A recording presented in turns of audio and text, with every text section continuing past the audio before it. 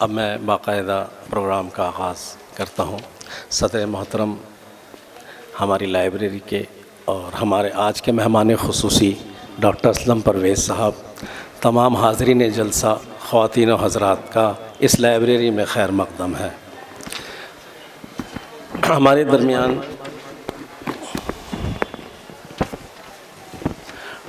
दरमियान जो हमारे मेहमान ख़ुसूसी काफ़ी मेहमान ख़ुसूसी हैं, डॉक्टर असलम परवेज़ साहब हमारे दरमियान मौजूद हैं। मैं सबसे पहले अपने सदर मोहतरम से दरख्वास्त करता हूं कि वो शाल और सोविनर पेश करके डॉक्टर असलम परवेज़ साहब का इस्तकबाल करें। जनाब शरीफुद्दीन साहब।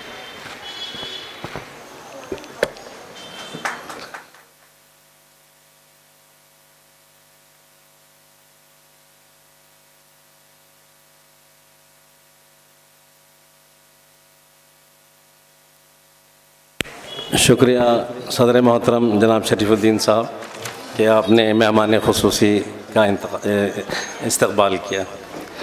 इससे पहले कि मेहमान ख़ुसूसी डॉक्टर असलम परवेज़ साहब को मैं आज के इस उन्वान पर बात करने के लिए दावत दूं, उससे पहले मैं उनका एक मुख्तसर तारुफ़ पेश करना चाहता हूं।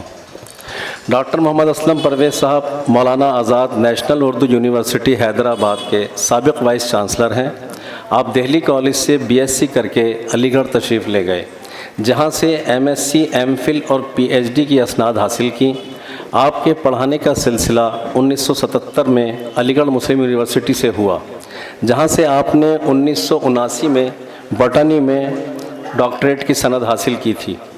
आप गुज़िश्ता चौथाई सदी से मुसलमानों में साइंस और साइंसी अंदाज़ व फ़िक्र के फ़रोग़ के लिए भरपूर कोशिश कर रहे हैं। आपकी तमाम तर तवज्जो कुरान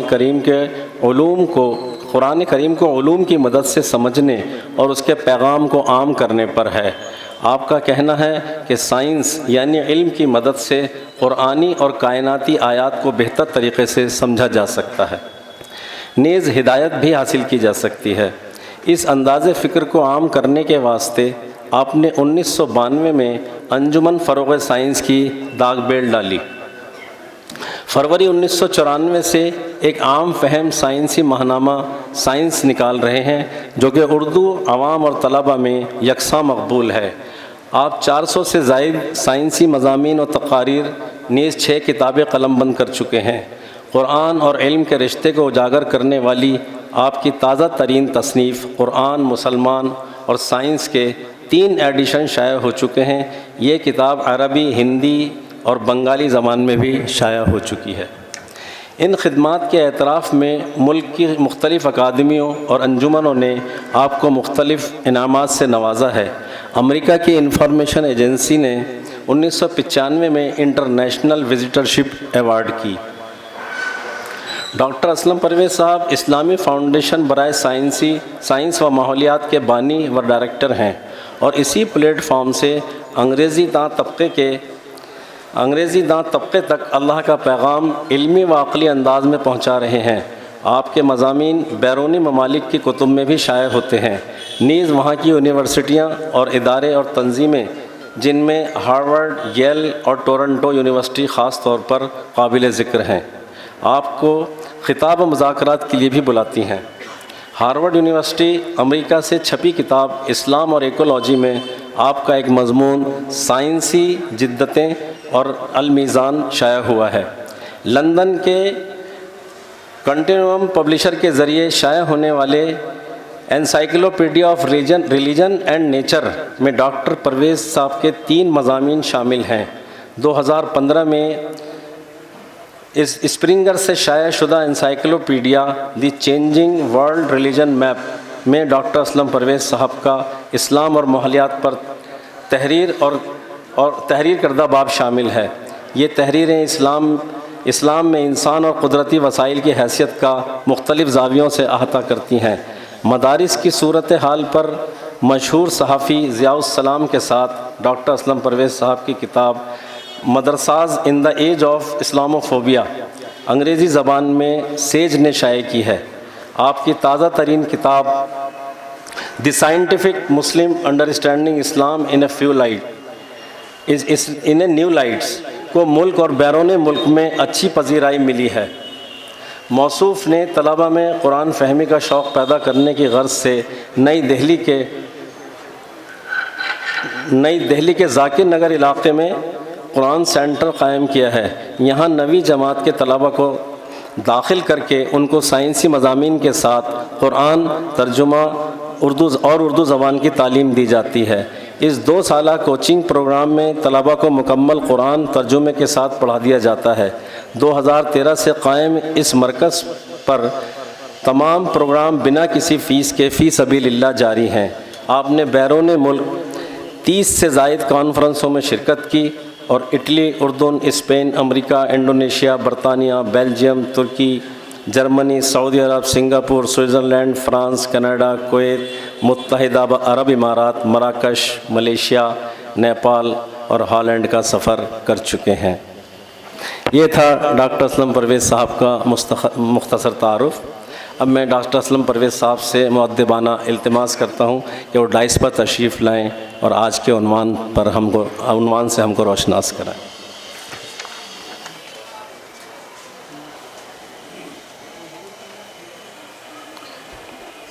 बहुत शुक्रिया। ख़वातीन व हज़रात, अस्सलाम वालेकुम। शुक्र अदा करता हूँ कि उसने ये मुझे मौका दिया कि मैं यहाँ इस जगह पर और आप लोगों के सामने हाज़िर हो सका। तो मैं ख़ास तौर से, क्योंकि जब मुझे पता लगा था कि मस्जिद शाहगुल में एक ये इनकलाबी कदम उठाया गया है कि इस मस्जिद को खोला गया है और इसमें एक लाइब्रेरी और रीडिंग रूम का क़याम हुआ है और कुछ और प्रोग्राम, जैसा कि ये प्रोग्राम आज आप लोगों ने मुनक़िद किया है, इसकी शुरुआत हुई है। ये एक बहुत बड़ी बात है और इसको मैं इनकलाब आफरीन, रिवॉल्यूशनरी इसलिए कहता हूँ कि ये एक कदम है हमारा अपनी मसाजिद को मस्जिद नबवी के अंदाज़ पे लाने का, जिसमें ज़िंदगी के हर शोबे से मुताल्लिक़ काम हुआ करता था, सिर्फ नमाज पंजगाना नहीं होती थी।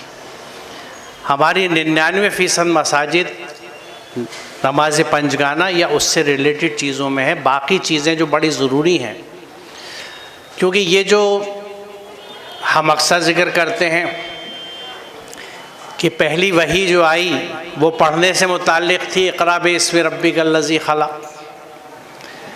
यहाँ एक बात नोट फरमाएं कि ये न सिर्फ पहली वही थी बल्कि अल्लाह का पहला हुक्म था ये, क्योंकि इक़रा हुक्म का सेगा है। अल्लाह की तरफ से हुक्म था कि पढ़ो उस रब के नाम यानी सिफ़ात के साथ जिसने पैदा किया। तो ये लाइब्रेरी का क़याम, जहाँ ये फैसिलिटी है कि आके लोग पढ़ सकें, तलबा पढ़ सकें आके, क्योंकि मैं भी पुरानी दिल्ली की ही पैदावार हूँ। मेरा असल तारुफ़ यही है कि मैं इसी शहर का हूँ। बल्ली मारान में पैदाइश हुई और बाद में फिर मटिया महल के इलाक़े में उम्र का एक बड़ा हिस्सा गुजारा। तो पुरानी दिल्ली के मकानों की हालात का मुझे अंदाज़ा है कि जगह छोटी है और अफराद ज़्यादा हैं। तो अगर सचमुच कोई बच्चा पढ़ना चाहे तो उसे जगह और कोना नहीं मिलता कि मैं कहाँ पढ़ूँ। तो ये एक बहुत बड़ा एक सवाब जारी और एक बड़ा कदम है जो मैं तमाम उन लोगों का, और इसमें यकीनन अहले इलाक़ा और आप सब शामिल हैं, कि उन्होंने एक बहुत बड़ा कदम उठाया। और मेरी अल्लाह से दुआ है कि हमारी दीगर मदारिस भी, दीगर मसाजिद भी इस रास्ते पे चल के अपने यहाँ खैर के और फलाह के और कामों का भी सिलसिला शुरू कर सकें, जिसमें लंगर भी है, जिसमें शिफा खाने भी हैं, फ्री डिस्पेंसरी जिसे कह लीजिए, जिसमें काउंसलिंग भी है। हमारे बच्चे भटकते रहते हैं कि मैं क्या करूं, क्या पढ़ूं। नफ्सियाती मसाइल हैं आज के ज़माने के, जिसकी वजूहत चारों तरफ बहुत बढ़ रही हैं। ये तमाम काउंसलिंगें अगर इस मरकज़ी हमारे इदारों से, जिनको हम मसाजिद कहते हैं, अगर होगा तो ये एक बहुत बड़ा काम होगा और बहुत सी खराबियां हमारे समाज की जो हैं, मिसाल के तौर पे किसी मस्जिद में कोई ये कमर कस ले इंतज़ामिया और इलाके के लोग कि हम अपने यहाँ से जहेज़ से शादी नहीं करेंगे। ये मैं ख़ास तौर से ऐसे इलाके में बात कर रहा हूँ जिसके इधर उधर वो इलाके हैं जहाँ बहुत भारी शादियाँ होती हैं। मैं चश्मदीद गवाह भी हूँ, देखा भी है कि चाहे वो बाड़ा हो या कसाबपुरा हो कि किस अंदाज से करोड़ों रुपए की शादी होती हैं और कौमी स्कूल टेंटों से कहाँ तक पहुँच गया उसकी इमारत हम नहीं बनवा सके। एक शादी के खर्चे को अगर बचा के हम फजूल खर्चियाँ जो अल्लाह के हुक्म से बगावत है खुली, उस पैसे को अस्पताल बनाने में या स्कूल बनाने में लगाते तो ना एक ओखले में अलशिफा अस्पताल एक अंधेरी रात में टिपटिपटावा दिया और मोमबत्ती जैसे जलती है जो अंधेरे से लड़ नहीं पाती, पब्लिक भरी रहती है, इंतज़ाम नहीं है, एक अलशिफा या इधर अंजुमन का अस्पताल। और स्कूलों की हालत हमें मालूम है, उसकी किस्मत का फ़ैसला अभी भी नहीं हुआ कौमी स्कूल का, उसमें भी सियासत चल रही है। तो हम दूसरों की तरफ कब तक देखेंगे और वो पैसे जो हम फजूल ज़ाय कर रहे हैं, खर्च कर रहे हैं, क्यों नहीं उसको उस काम में लगाए जिसका हुक्म अल्लाह ताला ने हमें बाकायदा दिया है। तो इसलिए मैं इतनी बात इसलिए कर गया जज्बाती अंदाज से कि मेरे नज़दीक ये बहुत बड़ा कदम है, बहुत बड़ा कदम है। अल्लाह ताला इस आप सबको अज्र देगा जो इसमें शामिल हैं, और ये सवाब जारिया बना रहेगा जब तक कि इदारा और ये फैसिलिटी चलती रहेगी। उस वक्त तक सब लोगों को ये सवाब जारिया होगी, यहाँ पे भी और मौत के बाद भी। मेरा आज का जो मौज़ू है उसका पीछे मैं पस मंज़र बता दूँ कि यानी मेरा जो तारुफ़ है, जैसे मैंने अर्ज़ किया कि असल तारुफ़ ये है कि पुरानी दिल्ली का हूँ और अल्लाह का शुक्र है कि इस इलाके से, अपने इलाक़ों से आज भी जुड़ा हुआ हूँ, इसलिए यहाँ के मसाइल भी मालूम है मुझे। और दूसरी चीज़ ये कि बड़ा अल्लाह ने मेरे ऊपर करम ये किया कि जब एंग्लो अरबिक स्कूल में छठी जमात में हमें ये ऑप्शन मिला कि संस्कृत, फ़ारसी और अरबी में से एक ज़बान चुन लें, तो मैंने अरबी चुन ली और मौलवी अब्दुल मुक़्तदिर साहब उस्ताद मिल गए, तो उन्होंने ना सिर्फ अरबी पढ़ाई बल्कि बहुत कुछ सिखाया, शख्सियत साजी करी जो पहले असातिज़ा करते थे। तो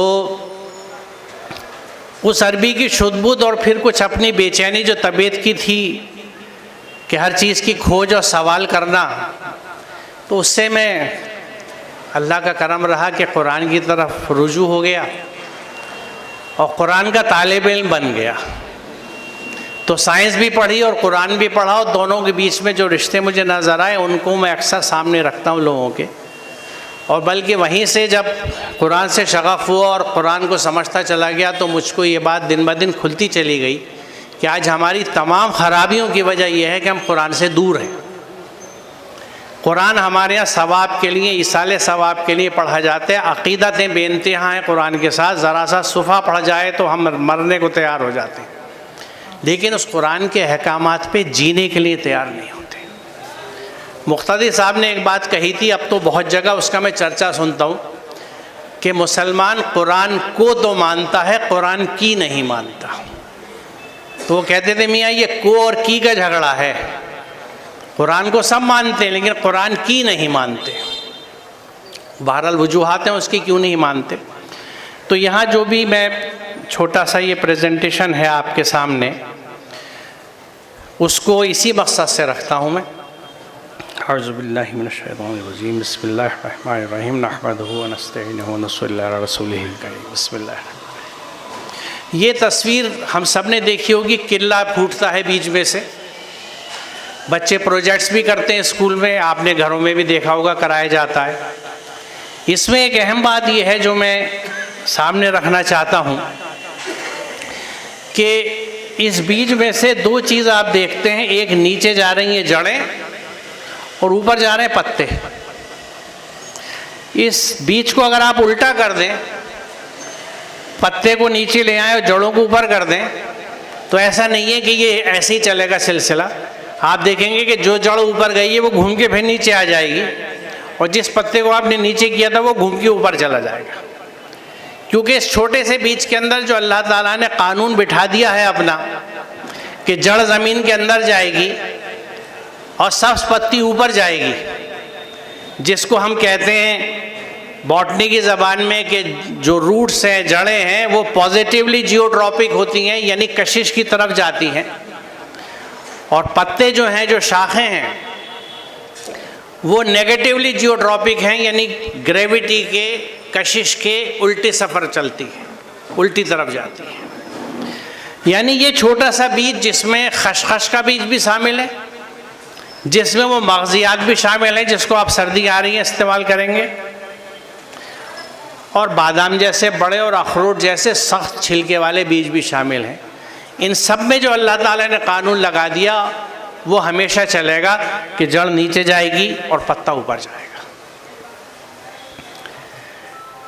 ये इलेक्ट्रॉन की एक शक्ल बनी हुई है, जिसमें हम देखते हैं कि बीच में न्यूक्लियस है, जिसमें प्रोटॉन्स और यानी ज़र्रात, जिनके अलग अलग नाम है, प्रोटॉन और न्यूट्रॉन, जो यहाँ मिलते हैं, यहाँ लिखा हुआ भी है, और ये इलेक्ट्रॉन है जो गर्दिश करते हैं इस न्यूक्लियस के चारों तरफ। ये इनका मदार दिखा रहा है, ये सचमुच का सर्किल नहीं है, ये इनका रास्ता दिखा रहा है कि इस तरह चक्कर लगाते हैं।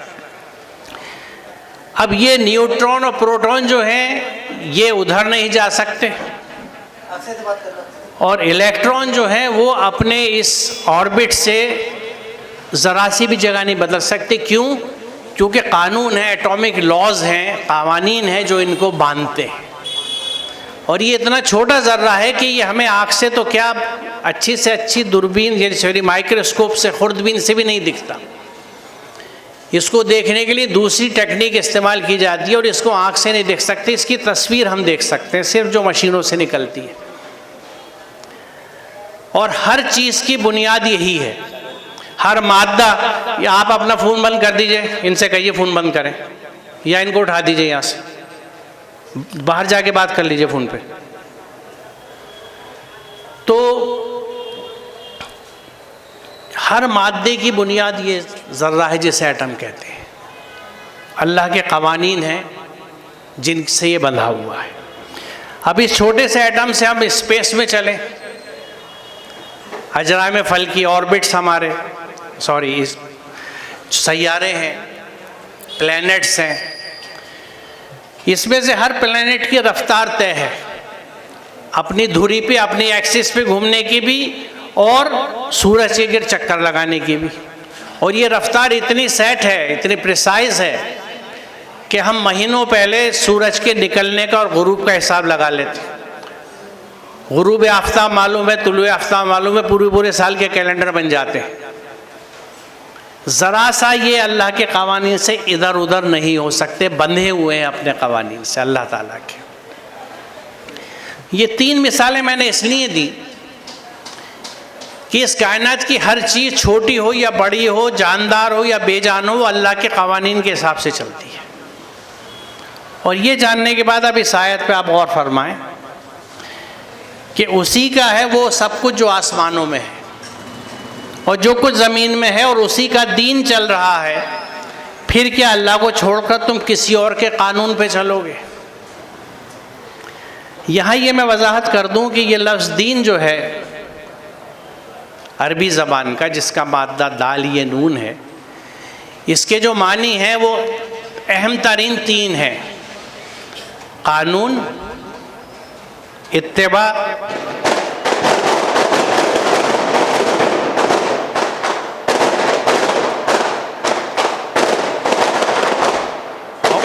और यौमुल हिसाब, मालिक यौमुद्दीन जो हम कहते हैं।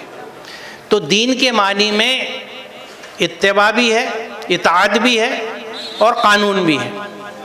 तो यहाँ ये कह रहे हैं कि जब अल्लाह का कानून सारी कायनात में चल रहा है तो क्या तुम कुछ ही और कानून पे चलोगे? यानी आप किसी और से, क्योंकि अफारा गैरुल्लाहि तत्तकून, क्या अल्लाह के अलावा किसी और का तकवा इख्तियार करोगे? तकवा हम किसे कहते हैं कि जो अल्लाह ने कहा है वो करना और जिस चीज़ से मना किया वो ना करना, यानी 100% अल्लाह के अहकामात पे चलने को तकवा कहा जाता है। तो ये पूरी कायनात जो है वो अल्लाह के कानून पे चल रही है, तो तुम भी क्या अल्लाह के कानून पे चल के तकवा इख्तियार नहीं करोगे या अपने लिए अलग कानून बनाओगे? ये सवाल कर रहा है कुरान हम सब से।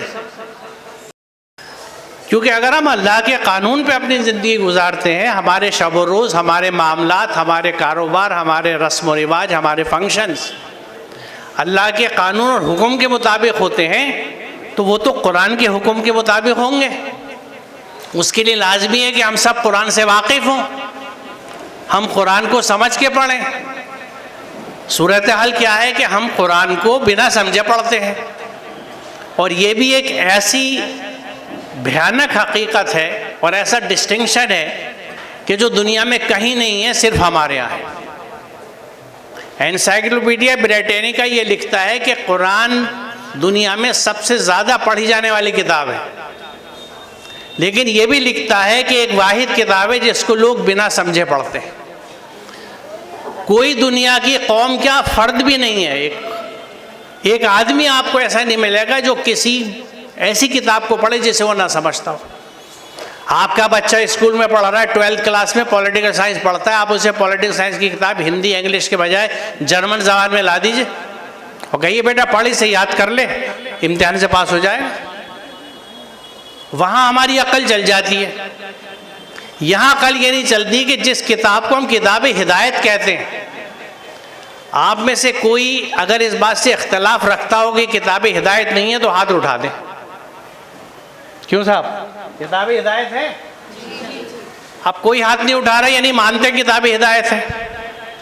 तो बिना समझे हिदायत मिल जाएगी? क्या ये काफूर है कि उड़ के नाक में पहुंच जाएगा, खुशबू लग गई?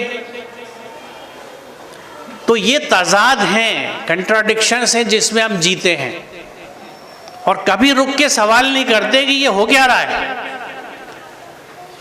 कारोबार में जरा सा मंदा हो तो हम सोते हुए उठ के बैठ जाते, नींद नहीं आती कि कहाँ गड़बड़ हो गई। बैलेंस शीट लाना, उस डीलर को देखो, उस डीलर से देखो, माल कितने का आया कितने का गया, पूरे घर में हैजान आ जाता है कि अब्बा का कारोबार हल्का हुआ है, गड़बड़ हो गई है। इस तरफ ये नहीं सोचते हम कि तो किताब हिदायत हम सब कहते हैं, it's a book of guidance, लेकिन हम समझ के नहीं पढ़ रहे। तो यहाँ पे ये देखिए अंदाज है कुरान का कि वो समझाता है चीज़ों को। देखिए वो हाकिम आला है, मालिक के कुल है, वो सिर्फ ये कह देता है ऐसा करो जैसा उसने पूरी कायनात से कह रखा है। पूरी कायनात तो उसके कानून से चलती है, आपने देख लिया, छोटे से लेके बड़ी चीज़ तक, जिंदा से बेजान तक उसके कानून से चलती है। इंसान को वो समझाता है क्योंकि उसने अकल दी है इंसान को, और वो चाहता वो इस्तेमाल करे। इसलिए कुरान की आयत अनफाल की है जो ये कहती है, गालिबन 22 है, कि अल्लाह के नज़दीक बदतरीन वो गूंगे बहरे लोग हैं जो अपनी अकल इस्तेमाल नहीं करते। बदतरीन लोग, और उसमें भी देखिए तर्जुमे में हम लोग लिख रहे हैं जिसके लिए अरबी में नास इस्तेमाल होता है। यहाँ इस आयत में नास का लफ्ज़ इस्तेमाल नहीं हुआ, दव्वाब का लफ्ज़ इस्तेमाल हुआ है, जो कीड़े मकोड़ों और क्रिएचर्स के लिए इस्तेमाल होता है, इंसान के लिए नहीं।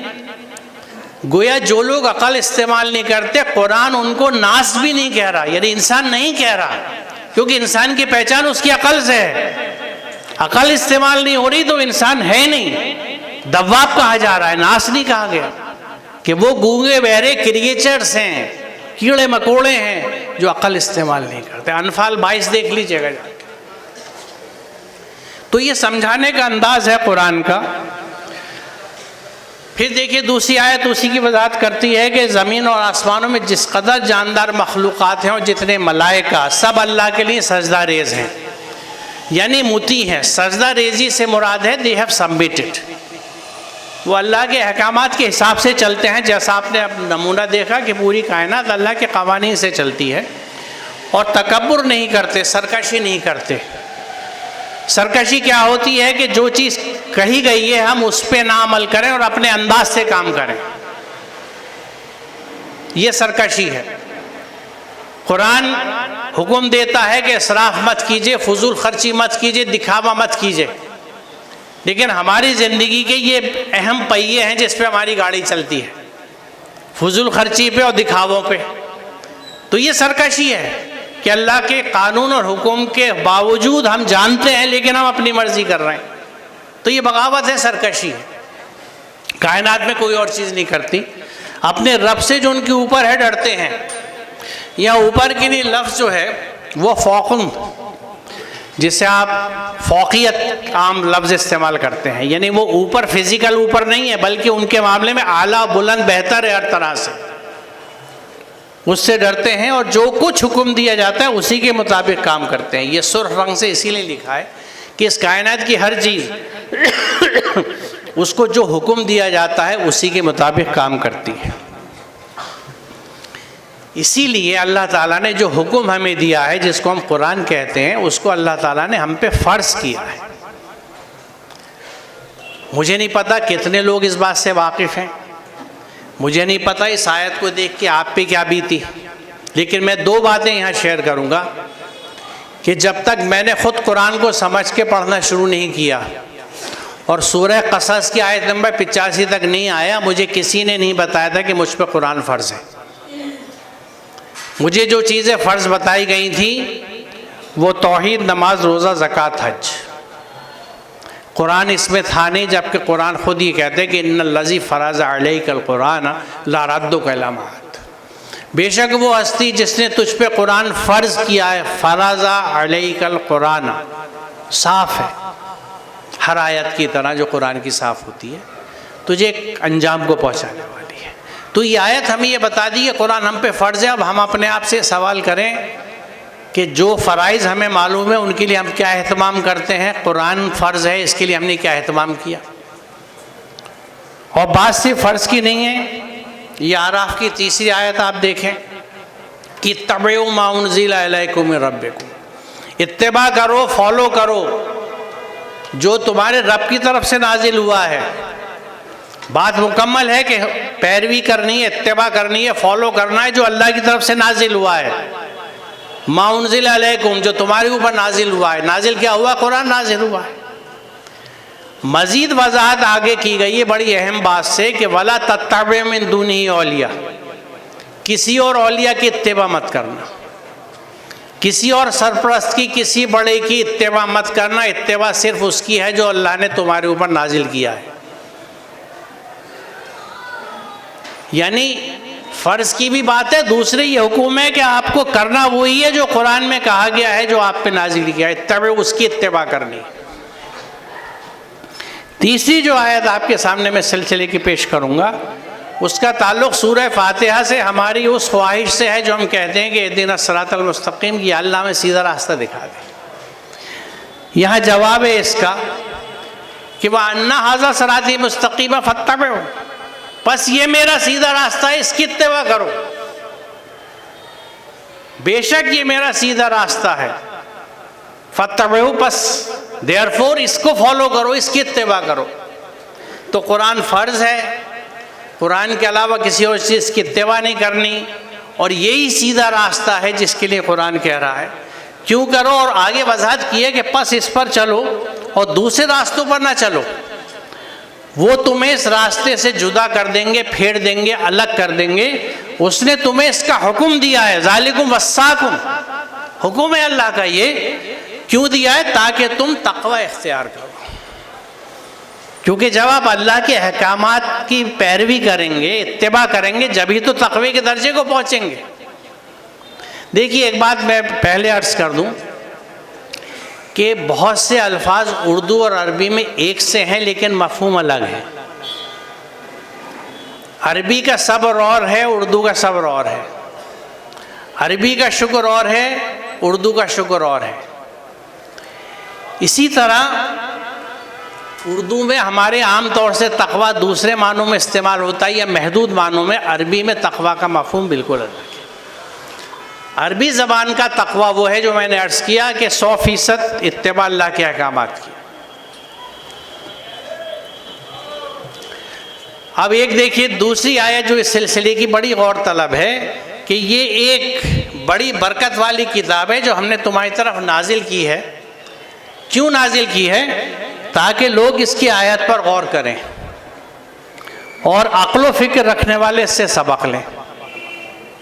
अब आप ज़रा गौर कीजिए इस आयत के ऊपर, स्वात 29, कि कुरान अपना मकसद नुज़ूल क्या बता रहा है कि लोग इसकी आयत पर गौर फिक्र करें और अक्लमंद इससे सबक लें। हमारे यहाँ कोई इदारा है जो आयत पे गौर फिक्र का काम करता हो? माफ़ कीजिएगा, सख्त बात कह रहा हूँ मैं, नहीं है। यानी कुरान अपना मकसद नुज़ूल जो बता रहा है उस पर भी हम अमल नहीं कर रहे। देखिए, हर चीज़ की अहमियत है, मुझे इनकार नहीं। नाजरा की भी है, तजवीद की भी है, क़िरात की भी है, हिफ्ज़ की भी है, इनकी अपनी अपनी अहमियत है। लेकिन कुरान जिसके लिए कह रहा है कि इसकी आयत पे गौर व फिक्र करें, वो कहाँ है? अक्लमंद इससे सबक लें, क्योंकि गौर फिक्र के बाद आपकी अकल जो इस चीज़ को कहेगी कि हाँ ये मेरे रब का कहा सच है और हक़ है, फिर आप उस पर अमल करेंगे। तो ये सूरा 29 बहुत अहम है, क्योंकि कुरान का मकसद नुज़ूल खुद कुरान ये कह रहा है, कोई नहीं कह रहा कि लोग इसकी आयत पर गौर व फिक्र करें। तो जब मैं कुरान समझ के भी नहीं पढ़ रहा, मुझे पता नहीं, देखिए इनकलाबी आयत है सूरह फातिहा में, छोटी सी, हमारी ज़िंदगी बदल देगी अगर हम अमल कर लें। हम पढ़ते चले जाते हैं पूरी 5 वक्त नमाजों में, इय्याका नअबुदु व इय्याका नस्तईन। हम ये इकरार कर रहे हैं अल्लाह से कि मैं तेरी ही बंदगी करता हूँ और तुझसे ही मदद चाहता हूँ। इताअत और बंदगी जब होगी जब हुक्म मालूम हो। हुक्म तो कुरान में बंद रखा है जुज़दान में, ऊपर मुझे पता ही नहीं लिखा हुआ क्या है। तो ये किसको धोखा दे रहा हूं मैं? किसको धोखा दे रहा हूं भाई? कह रहा हूं इय्याका नअबुदु व इय्याका नस्तईन, मुझे पता नहीं मैं क्या कह रहा हूं। तो ये जिसने दिल से ये कहा और अमल कर लिया कि इय्याका नअबुदु इय्याका नस्तईन, तो खुद आ जाएगा जब आप उसकी बंदगी में चले जाएंगे। फिर आप किसी और, आप यकीन जाने, बड़ी अहम बात यह है कि कुरान में देने का जिक्र बहुत जगह है। ईताज़िल क़ुरबा बहुत मशहूर है, सूरह नहल 90 में जो है कि इन्नल्लाह यामुरु बिल अदल व इहसान व ईताज़िल क़ुरबा। कुरान में लेने का जिक्र कहीं नहीं है, क्योंकि उसने शुरू में डिक्लेयर कर दिया कि इय्याका नअबुदु व इय्याका नस्तईन, तुझसे मांगेंगे, ज़रूरत तू ही पूरी करने वाला है, तू रब है हमारा, तो मैं किसी और से ना मांगूंगा ना लूँगा। हाँ, तेरे ज़रिए से जो चीज़ें बनती हैं उससे मुझे रिस्क पहुँचेगा, क्योंकि अल्लाह तो नहीं पहुँचाता, ज़रिए है, उन ज़रियों से पहुँचेगा, लेकिन देने वाला तू है, तो मैं तुझसे ही मांगूंगा, ज़रिए तू पैदा कर देगा, लेकिन ज़रिए से रिज़्क़ मांगूंगा तो ज़रूरी नहीं है मुझे दे पाए। हमारी अक्सरियत ज़रियों की तरफ और वसाइल की तरफ देखती है। MLA साहब से लेके MP तक, मंत्री तक और संतरी तक, क्योंकि उसके यहाँ कानून ये है कि तुम मेरे तो मैं तुम्हारा, अस्कुरू नहीं अस्कुरू। जब मेरे अहकामात को तुम समझ के पढ़ते भी नहीं और अमल भी नहीं करते हो, तो मैं कौन हो तुम कौन? रिश्ता ही कहाँ बना?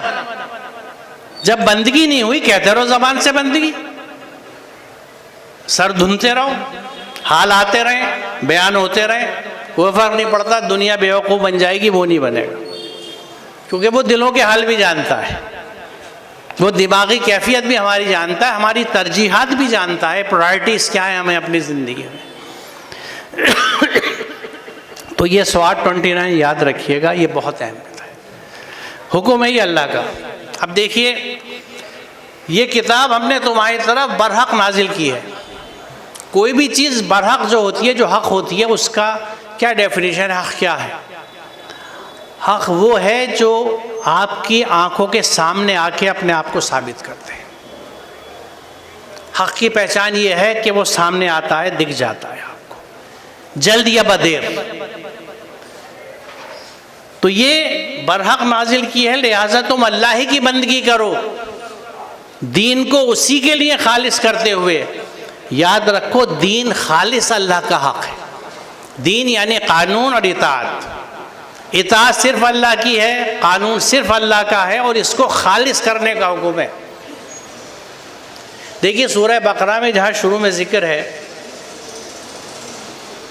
आदम और शैतान का, जो शैतान मोहलत मांगता है कि तुम मुझे मोहलत दे दो उस वक्त जब तक ये उठाए जाएंगे, अल्लाह ताला ने उसे मोहलत दी तो उसने क्या कहा कि मैं इनको आगे से, पीछे से, दाएं से, बाएं से भटकाऊंगा। अल्लाह ताला ने क्या किया, सिवाय मेरे मुखलिसीन के, मेरे मुखलिसीन पे तेरा जोर नहीं चलेगा। कौन है मुखलिसीन? मुखलिसीन कौन है? जो अल्लाह के रंग में रख गए, जो अल्लाह के रंग में रख गए, सिबातुल्लाह, उस रंग पे कोई रंग नहीं चढ़ता। तो जब अल्लाह की बंदगी हो जाती है, रिश्ता कायम हो जाता है अल्लाह की किताब से, अल्लाह से, उसके रसूल से, फिर कोई रंग नहीं चढ़ता। अब ये रिश्ते ही हमने नहीं बनाए, ना हमने बनाए, ना अपने बच्चों को इस तरह से तरबियत दी कि उनके अंदर ये चीज़ें बने। अब हम शोर मचाते हैं कि मुर्तिद हो गए। पहले ये तो देख लीजिए मुस्लिम भी हुए थे कि नहीं। मुर्तिद तो वो होता है जो मुस्लिम हो, माफ़ कीजिएगा सख्त कलामी के लिए। कुरान और अरबी ज़बान डिफाइन करती है मुस्लिम कौन है। वन हु हैज सबमिटेड, जिसने अपनी पूरी हस्ती अल्लाह की ताअत में दे दी हो। हमने कब दी? हमें तो उसके अहकामात ही नहीं पता। हम तो खुद साख्ता मुस्लिम हैं। हम जो हज़रत इब्राहीम के, हज़रत याकूब के बच्चों ने, जब उनके मौत का वक्त था, वो पूछ रहे थे, देखिए एक बाप बिस्तर मर्ग पर है, उसे ये फ़िक्र नहीं है मेरे बच्चे कहाँ कारोबार करेंगे, कहाँ हुकूमत करेंगे, कहाँ खेती करेंगे, फ़िक्र ये कि मेरे बाद तुम किसकी बंदगी करोगे। तो उन्होंने जो जवाब दिया कि हम अपने बाप दादा के रब के, और उसके आखिरी हिस्सा जो आयत का है कि वह नहनु लहू मुस्लिम, कि बेशक हम उसके मुस्लिम हैं। ये बात हम सीना ठोक के कह सकते हैं कि हम उसके मुस्लिम हैं। उसका मुस्लिम वो है जो उसके अहकामात पे 100% अमल करता। मुस्लिम लफ्ज़ इस चीज़ का नाम, सबमिशन। वो हस्ती जो अल्लाह की बंदगी में जा चुकी हो पूरी की पूरी। तो ये खालिस होने की बात है दीन की। इसमें और इस बात की वजाहत है कि इनसे कहो मुझे हुक्म दिया गया है कि दीन यानी इताअत और क़ानून को अल्लाह के लिए खालिस करके उसी की बंदगी करूँ, उसी के अहकामात पे चलूँ। और मुझे हुक्म दिया है कि सबसे पहले मैं खुद मुस्लिम बनूँ। ये रसूल को भी हुक्म था। मकसद क्या था कि सबसे पहले अल्लाह के अहकामात अपनी ज़िंदगी में लागू करके आप नमूना बन जाइए दूसरों के लिए कि ये है दीन। और जो रसूलुल्लाह ने बन के दिखाया, आपका किरदार, आपका अखलाक, आपके मामलात, ये वो सुन्नतें हैं जो हमें याद नहीं है। हमें मीठा खाने की सुन्नत याद है। सहूलत का दीन है, द फेथ ऑफ कन्वीनियंस। जो मुझे कन्वीनियंट है उसे अपना लिया, जिसको हमारी पुरानी दिल्ली की ज़बान में कहते हैं कि मीठा मीठा हप हप, कड़वा कड़वा थू थू। तो हप हप और थू थू में चल रहा है काम। अल्लाह के अहकामात वाज़े हैं कि सबसे पहले खुद मुस्लिम बनो। इसलिए दूसरी जगह पे कुरान ये बात कहता है कि तुम वो क्यों कहते हो जो तुम नहीं करते। अल्लाह के नज़दीक ये निहायत नापसंदीदा बात है कि तुम वो कहो जो तुम नहीं करते। तो मैं जब खुद कुरान को समझ के नहीं पढ़ता, उस पर अमल नहीं करता, मुस्लिम नहीं हुआ, तो मैं दूसरे से क्या कहूँगा? और कहूँगा तो ये अल्लाह को पसंद नहीं है, मना है कि तुम वो क्यों कहते हो जो तुम नहीं करते।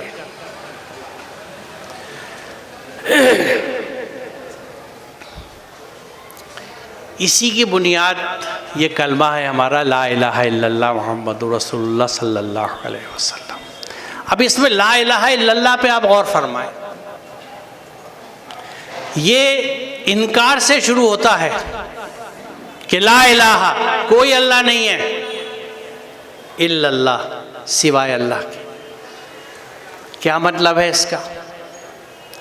मैं इसे इस तरह समझता हूँ, समझाता हूँ कि जब क्लास में टीचर जाता है तो पहले ब्लैक बोर्ड साफ करता है, फिर तहरीर लिखता है। अगर लिखे हुए ब्लैक बोर्ड पे वो कुछ लिखेगा तो गुंजलक हो जाएगा, समझ में नहीं आएगा। तो पहला हुक्म यह है कि जो तुम्हारी जिंदगियों में बहुत सारे अल्लाह बैठे हैं, पहले उनको हटा दो। First clean your table. पहले मेज़ साफ कर दीजिए, फिर दूसरी मेज़ लगेगी। आप दावतों में जाते होंगे, अव्वल तो चलन अब बिठा के खाने खिलाने का रहा नहीं है, लेकिन कहीं पे अगर भूला भटका कोई छोटी सादी सी शादी करे अच्छी सी, तो वो बिठा के खिलाता है, क्योंकि मजमे को आप बिठा के नहीं खिला सकते। और वो हमारे लिए शान इम्तियाज़ होती है, फ़ख्र की बात होती है कि मियाँ 20,000 लोग थे वलीमे में, मियाँ 15,000 लोग थे, 20 डिशें बनवाई थी मैंने और 6 तो मीठे थे। लोग याद करते क्या खिलाया था। अल्लाह हिदायत दे हमें। तो पहले मेज़ से एक जब महफिल उठ जाती है ना, साफ़ की जाती है, फिर डिशें आती हैं दूसरी। कभी कभी दस्तरखान भी बदला जाता है अगर ज़्यादा गंदा हो जाए तो, क्योंकि मकसद क्या है, पहले सफाई कर दो, फिर असल चीज़ आएगी या दूसरी चीज़ आएगी। तो पहला मरहला हमारा ला इलाहा का है। जिस कुरान सेंटर का जिक्र किया था यहाँ तारुफ में, जो जाकिर नगर में अल्लाह चलवा रहा है, तो वहाँ 9th क्लास के बच्चों को हम लेते हैं और उनको फिज़िक्स, केमिस्ट्री, मैथ्स, बायोलॉजी के साथ साथ कुरान तर्जुमे से पढ़ाते हैं। तो उसमें शुरू के जो तारुफ़ी लेक्चर है वो मैं देता हूँ बच्चों को समझाने के लिए कुरान की अहमियत को। तो वहाँ यही सवाल मैंने रख के बच्चों से पूछा कि ये बताओ कि ये ला इलाहा में जो छोटे अल्लाह मियाँ हैं हमारे यहाँ, जिनको हटाने की बात कुरान कह रहा है ला इलाहा में, इन छोटे अल्लाह मियाँओं में सबसे बड़ा अल्लाह कौन सा? छोटे अल्लाह के बीच में सबसे बड़ा अल्लाह कौन सा है? तो काफ़ी देर इधर उधर झूलते रहे बच्चे। एक बच्ची ने हाथ उठा के कहा कि सर हमारा नफ्स, ख्वाहिशात, और ये हक़ है। हमारा सबसे बड़ा खुदा जो है वो हमारा नफ्स है। हम मनचाही ज़िंदगी नहीं गुजारते। अब अभी यहाँ जिक्र हुआ, इससे पहले भी बहुत आपने सुना होगा कि अल्लाह ताला फजूल खर्ची को, दिखावे को मना करता है। अब देखना ये है इस मजमे में से वापस जाके कितने लोग अपना के फंक्शन सादगी से करते हैं कि नहीं करते। अपने आप को आजमा लीजिए, ना घोड़ा दूर ना मैदान। और ये बात मैंने नहीं कही है, कुरान की आयत है, क्योंकि मेरी तो हिम्मत ही नहीं है, मैं कुरान से हट के बोलता नहीं, जो है सामने है, पहले देख लीजिए। क्या तुमने उसे देखा जिसने अपनी ख्वाहिश नफ्स को अपना खुदा बना लिया हो? डिजायर्स को अपना खुदा बना लिया, ख्वाहिश नफ्स को। इट्स माई लाइफ जो स्लोगन चलता था, मेरी जिंदगी है, कैसे भी गुजारूं। तो जिसने नफ्स की जिंदगी गुजारी, मेरा तो शौक ही है भाई, मैं क्या करूं, मेरी तो ख्वाहिश ये है, मेरा तो जी चाहता है ये कर लूं। 4 आदमियों की फैमिली है, एक बेसिक कार में गुजारा हो सकता है, लेकिन मुझे ऑडी चाहिए, मुझे मर्सिडीज चाहिए, ताकि लोग देखें कि भाई मैं किस गाड़ी से उतर रहा हूं। मेरी अहमियत दिखेगी किस मकान में हूं, कितना बड़ा है, कैसा सजा हुआ है, गाड़ी कैसी है। कुरान का हुक्म दूसरा है। तो एक और बात है यहाँ पे, देखिए इस बात को फिर देखें आप कि क्या तुमने उसे देखा जिसने अपने ख्वाहिश नफ्स को अपना खुदा बना लिया? तो यहाँ खुदा की भी तारीफ आ गई। खुदा की भी तारीफ आ गई। This words defines God. खुदा कौन है? जिसकी आप इत्तिबा करें, जिसको आप फॉलो करें। आप अगर अपनी ख्वाहिशों को फॉलो करते हैं, जबान से कहते रहिए, कल में कितनी तस्बीह पढ़ते रहिए, आपका खुदा आपका नफ्स है, या आपका समाज है, आपका ख़ानदान है, आपके रस्म व रिवाज हैं, या आपके फैशन हैं, जिन फैशनों पे आपकी ज़िंदगी गुजर रही है। वो जिम और ब्यूटी पार्लर हैं जहाँ सजावटें हो रही हैं। एक ज़माना था सीरत का जिक्र सुनने में मिलता था कि बच्चा या बच्ची खूब सीरत है। आज तो वो लफ्ज़ भी सुनने को नहीं मिलता, मैं तो तरस गया। खूबसूरती के ही चर्चे हैं, बाजू पट्ठों और जवानों के किस्से हैं। जिम चल रहे हैं, पार्लर चल रही है, और यकीन जाने इतनी कराहियत होती है। बात ये, एक कहावत है कि you can't see the picture when you are inside the frame. जब आप खुद फ्रेम में लगे हुए हों तो आपको तस्वीर नहीं दिखती। ये बहन बेटियां जो फंक्शंस में दिखती हैं मुझे, मैं अपनी बात कर रहा हूँ, तो मेरी समझ में नहीं आता है कि ये एशियन पेंट्स का एडवर्टीजमेंट हो रहा है कि नेरोलक पेंट्स का। रंग पुते हुए होते हैं ऊपर और उसको खूबसूरती समझा जाता है। तो जब अकल मारी जाती है, और कब मारी जाती है? जब मोहर लग जाती है, जब कुरान से बिल्कुल हट चुके होते हैं, दिल मुर्दा हो चुके होते हैं, कुछ नहीं दिखता। जो कुरान कहता है इनकी आँखें हैं लेकिन देख नहीं सकते, इनके कान हैं सुन नहीं सकते, ये गूंगे बहरे जानवर बल्कि उनसे भी बदतर है। तो सबसे पहले मरहला जो है वो ला इलाह का है। अपनी ज़िंदगी से दूसरे खुदाओं को हटा दीजिए। दूसरे खुदा कौन है? जिनकी इत्तिबा आप करते हैं, जिनको फॉलो करते हैं। फिर दोहरा रहा हूँ, चाहे वो रस्म व रिवाज ख़ानदान के हो, तौर तरीक़े हों, फैशन हो, या आपकी दिल की ख्वाहिशें हों, इनके दरवाज़े बंद होते हैं जब ये हटते हैं, जब इल्लल्लाह का मरहला आता है, जब जहन साफ़ हो जाते हैं, जब अल्लाह मियाँ की स्थापना होती है, फिर अल्लाह और उसके कवानीन जगह पाते हैं। पहले आपको डीक्लटरिंग करनी है, फिर किसी चीज़ को एस्टेब्लिश करना है। हमारी अक्सरियत की ज़िंदगी ला इलाह के मरहले में ही ख़त्म हो जाती है, इल्लल्लाह तक नहीं पहुँचते।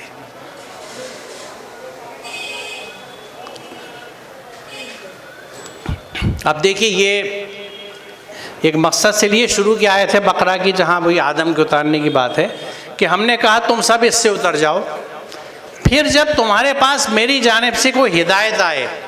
अब देखिए, अल्लाह ताला आदम को नीचे उतार रहा है और ये जाते वक्त समझा रहा है कि देखो तुम नीचे उतर जाओ अब, लेकिन मेरी पास से जब कोई हिदायत तुम्हारे पास आए तो जो मेरी हिदायत पर चलेंगे उन पर ना तो खौफ होगा, ना वो लोग गमज़दा होंगे, और जो उसको कबूल करने से इनकार करेंगे और हमारी आयत को झुटलाएंगे वो आग में जाने वाले लोग हैं, जहाँ वो हमेशा रहेंगे।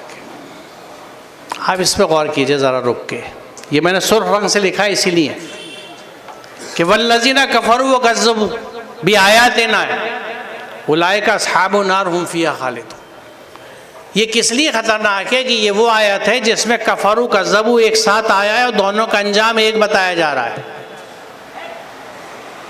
कुफ्र क्या है? काफ फे रे के मादे कुफ्र के मानी है किसी चीज़ के ऑफकोर्स इनकार, उसके अलावा ढांप देना, किसी चीज़ को छुपा देना, पीठ पीछे डाल देना, ये सब कुफ्र में आते हैं। तो अगर अल्लाह के अहकामात हमारे यहाँ ढक गए या ढाक दिए गए या पीछे डाल दिए गए तो ये क्या है? हमारा वक्त है ये सोचने का। कज़्ज़बू है किसी भी को जानते बूझते हम झुटलाएं, जैसे अभी जिक्र आया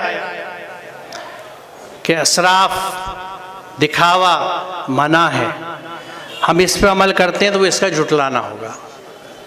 कस्ब की यहाँ मैंने वजाहत करी है कि अल-कज़िबुन के मानी है जानते बूझते किसी चीज़ के मुताल्लिक़ गलत ख़बर देना, ये मुहीत से है इक़्तिबास। तकज़ीब ये भी है कि इंसान जिस बात की सच्चाई का कायल हो और उस पर ईमान भी रखता हो, उसका अमल उसके इस ईमान की गवाही ना दे। हम कुरान की सच्चाई पे यकीन रखते हैं, उस पर ईमान रखते हैं, लेकिन हमारा अमल कुरान की गवाही नहीं देता, क्योंकि अमल कुरानी नहीं है, ये तकज़ीब है। और ऐसे लोगों के लिए कुरान क्या कह रहा है? उलाइका अस्हाबुन नार हुम फ़ीहा खालिदून। ये लोग अस्हाब नार हैं, जहन्नमी हैं, हुम फ़ीहा खालिदून, जहाँ ये हमेशा रहेंगे। अल्लाह की बातों में तब्दीली नहीं होती, ये बरहक किताब है। हमें सोचने की ज़रूरत है कि हम किन गलतफहमियों में जी रहे हैं। अल्लाह के अहकामात, और देखिए जब कहा ना कि तुम्हारे पास मेरी जानिब से कोई हिदायत पहुँचे तो उस पर जो मेरी हिदायत पे चलेंगे, पूरी हिदायत पे चलने की बात है। ये बात नहीं है कि उस हिदायत के कुछ हिस्से चुन लो जो हमने किया है। देखिए हमारा इस्लाम, इस पर माफ़ कीजिएगा, 3.5 आयतों का है, जिसमें अक़ीमुस्सलात व आतु ज़कात कुतिबा अलैकुम सियाम आ गया। हज और उम्रा भी मिला दीजिए, इसमें हज मिला दीजिए, 3.5 आयत बनती है। इनकी अहमियत से इनकार नहीं है, किसी को नहीं हो सकता, न सलात की, न ज़कात की, न सोम की, कतन नहीं। लेकिन क्या सिर्फ यही अहकामात है? बाकी 6666 आयतों में से और आयतों में क्या कहा जा रहा है? उन अहकामात के बारे में किसने कह दिया कि इन पे ना देखो, ना इन पे अमल करो, बंदगी हो जाएगी? तो हिदायत पे जो चलेगा उनके लिए कोई रंज नहीं होगा, कोई खौफ नहीं होगा। आज ये बताइए हमारे यहाँ जिंदगियों में खौफ और रंज के अलावा क्या है? सबसे ज़्यादा खौफ का फैक्टर है, फियर, डर है। क्या होगा कल, क्या होगा कारोबार का, क्या होगा बच्चों का, क्या होगा, सारे सवाल ये निशान है। हल यहाँ मौजूद है। कुरान क्या कहता है कि वला तहीनु वला तहज़नु व अंतुमुल आलून इन कुंतुम मोमिनीन।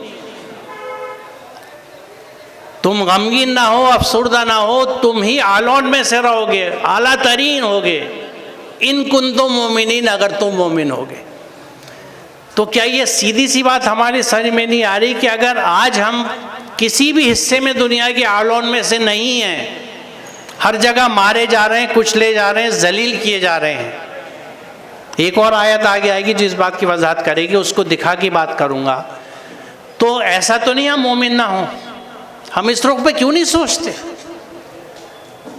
जवाब यह मौजूद है कि जो हिदायत पे नहीं चलेंगे, जो मेरी हिदायत पर चलेंगे, उन पर ना तो खौफ होगा, ना वो लोग गमज़दा होंगे, और जो उसको कबूल करने से इनकार करेंगे, इन आयत को झुटलाएंगे, वो आग में जाने वाले लोग हैं। सुकून और वो तो छोड़ दीजिए, अस्हाबुन नार हुम फ़ीहा खालिदून, कुरान कह रहा है।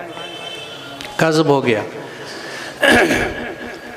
अब ये तीसरी देखिए, एक तो हुआ कुफ्र और यानी अल्लाह के अहकामात को ढक देना, छुपा देना, पीछे डाल देना या उनको झुटलाना। तीसरी कैटेगरी यहाँ पर है कि जो लोग हमसे मिलने की तवक्को नहीं रखते और दुनियावी ज़िंदगी पर राज़ी हो गए हैं और उसमें जी लगा बैठे हैं, और जो लोग हमारी आयात से गाफिल हैं, ऐसे लोगों का ठिकाना उनके आमाल की वजह से दोज़ख है। अब आमाल ख़राब होने की वजह से जो दोज़ख मिलेगी, उसमें कौन सी कैटेगरीज़ हैं? जो अल्लाह से मिलने के यानी आखिरत पर, हिसाब किताब पे यकीन नहीं रखते कि मैं यहीं की ज़िंदगी है, एक दफ़ा मिलती है ये ज़िंदगी, फिर ना मिलेगी दोबारा, एंजॉय, मर जाओ उसके बाद किसने देखा। ये है सोच, सुनी है मैंने लोगों से, नौजवानों में, बच्चों में, बच्चियों में चीज़ें हैं, हो रही हैं, आपको नहीं, क्योंकि हमारे 90% घरों में बच्चों का कम्युनिकेशन वालिदैन से नहीं है, बातचीत खुली नहीं है। हमारे वालिदैन बच्चों के दोस्त नहीं हैं, उनके साथ बैठ के बातें नहीं करते। इसको हम अपनी तहजीब का हिस्सा समझते हैं, बदकिस्मती से।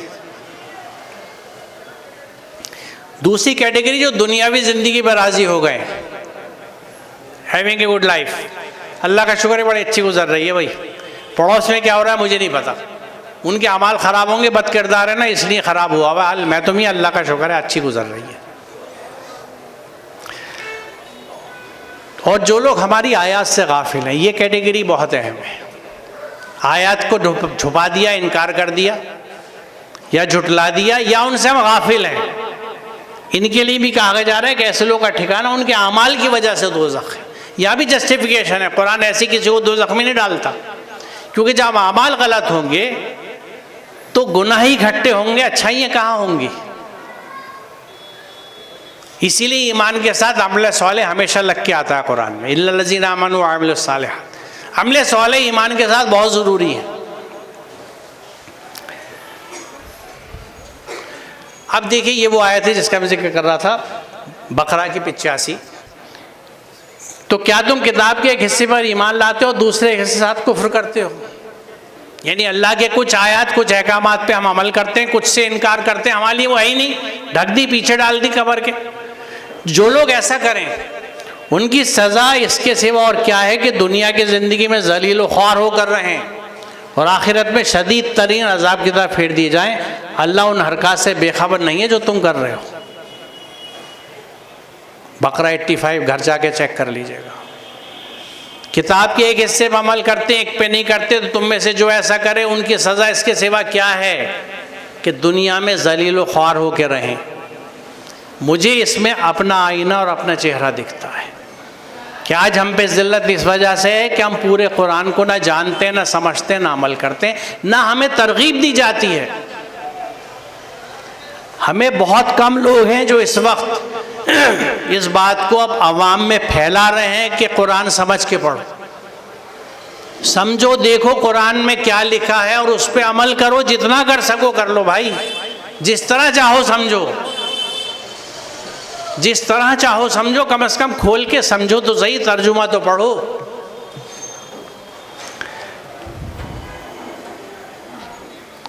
सच ये है कि जो भी अपनी हस्ती को अल्लाह की इताअत में दे दे, मन असलम वजहू, जो बात मैं भी कह रहा था कि असलम अल्लाह ताला के सुपुर्द कर देना अपनी पूरी हस्ती को, वही मुस्लिम होता है।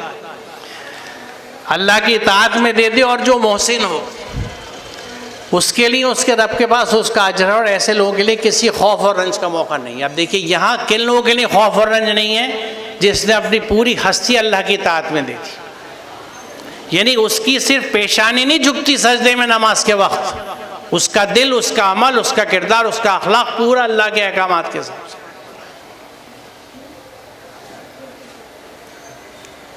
अब ये अल्लाह के अहकामात का मैंने कुछ चीज़ें ली हैं कि जो हमारे यहाँ इबादत का हिस्सा नहीं है। देखिए अल्लाह के हर हुक्म पे अमल करना इबादत है।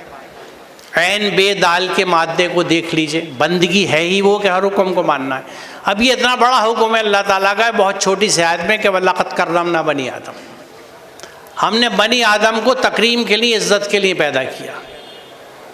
ये क्या हुक्म है अल्लाह का कि बनी आदम यानी हर इंसान जो आदम की पैदावार है, औलाद है, किसी मज़हब का, किसी ज़बान का, किसी इलाक़े का, किसी तबके का हो, हमें उसकी इज़्ज़त करनी है। हिंदू, मुस्लिम, सिख, ईसाई, चूड़ा चमार कोई भी हो, अगर किसी इंसान की मैं बेइज्जती कर रहा हूँ तो मैं अल्लाह के इस हुक्म को झुटला रहा हूँ। तकज़ीब हो रही है शायद कि वलक़द कर्रमना बनी आदम। अगर मैंने इसको समझ के नहीं पढ़ा तो मैं तो आम जिंदगी में आए दिन देखता रहता हूँ। हम हंसी मजाक में भी एक दूसरे की बेइज्जती करते हैं, हम दुश्मनियों में भी करते हैं, नौकर और मालिक के रिश्ते भी बेइज्जतियों पर हैं। जबकि एहसन तरीक़ा कुरान के हिसाब से यह है कि अगर किसी का काम आपको अच्छा नहीं लग रहा तो आप उसे प्यार से, इज़्ज़त से, एहतराम से कि भाई देखो तुम्हारे काम मेरी समझ में नहीं आ रहा, अल्लाह राज़िक़ है, तुम्हारे लिए कहीं और इंतज़ाम करेगा, इस बुत से मेरे यहाँ मत आना। मैं बुत को ही इस्तेमाल कर रहा हूँ कि एक ज़माने में बुत के बुत हिसाब हुआ करते थे, कारखानदारों के, कारोबारियों के। इस महीने की पहली तारीख से मत आना, ख़त्म बात। बजाय इसके कि मैं उसे गालियाँ दूँ, बेइज्जत करूँ कि तू तो निकम्मा है, हरामखोर है, तुझे मैंने बरसात कर लिया, कोई और होता लात मार के निकाल चुका होता, अब दफा लो, मुँह काला कर यहाँ मत आइयो, दुकान पे कदम मत रख लीजिए, मेरे पैर तोड़ दूंगा। तकज़ीब हो रही है आयत की, लक़द कर्रमना बनी आदम। ये है वो अखलाक जो रसूलुल्लाह ने अमलन अपनी ज़िंदगी में दिखा दिया। ये लोग अल्लाह के सिवा जिनको पुकारते हैं उन्हें गालियाँ ना दो, ये अल्लाह का हुक्म है। यानी दूसरी फ़िक्र और अक़ीदत वालों के खुदाओं को बुरा मत कहो, कुरान मना कर रहा है। और दूसरी एक बात और है, देखिए जब इंसान की इज्जत हम करते हैं तो उसके ख्यालात, उसकी फ़िक्र और उसके एहसासात की भी इज्जत करते हैं। ये इज्जत में शामिल है, तकरीम में शामिल है इंसान की कि उसके फ़ेथ की, उसके अकायद की, उसकी सोच की हम इज्जत करें। हम नहीं करते। ये मैं वो चीज़ें चंद बता रहा हूँ जो कुरान से दूर हटके हमारे अंदाज में, बल्कि अब तो घुट्टी में पड़ गई हैं हमारे, सदियों से, क्योंकि सदियों से कुरान बंद है और हम माँ बाप जितने दीन को समझाते जा रहे हैं हमारे वो उसी पे चल रहे हैं, जो महदूद हो गया अरकान के ऊपर। तो वो चंद अहकामात मैंने लिए, कुरान में बहुत हैं, भरे पड़े हैं, आप देखिएगा।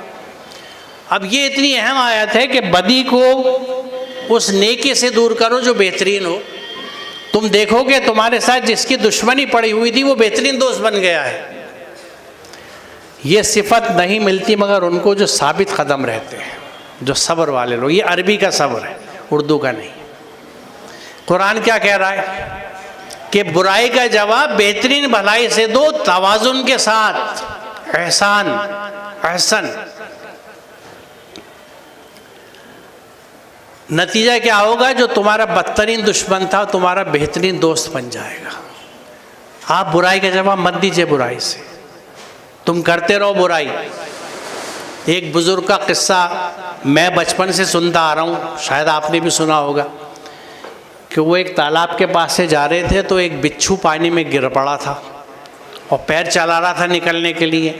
वो हाथ से पकड़ के उसको उठाते, वो डंक मारता और छूट जाता उनके हाथ से, फिर उठाते फिर डंक लगता।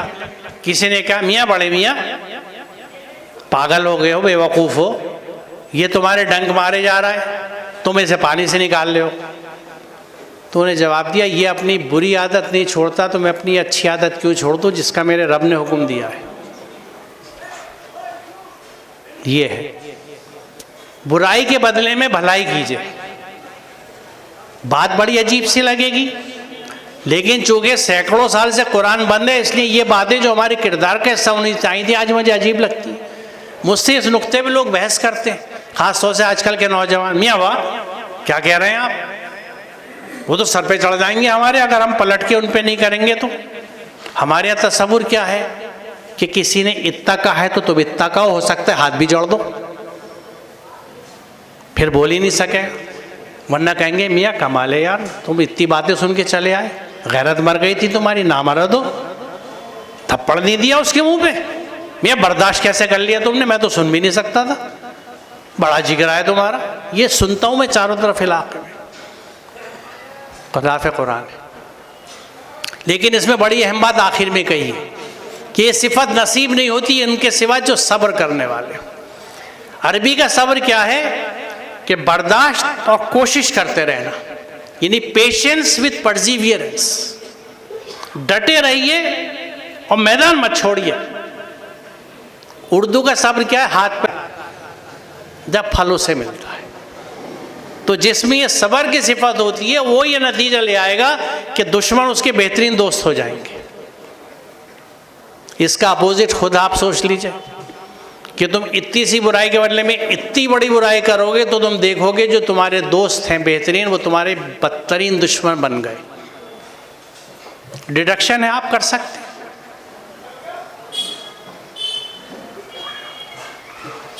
मेरे बंदों से कह दो कि ज़बान से वो बात निकाला करें जो बेहतरीन हो। ये बहुत अहम और छोटा हुक्म है।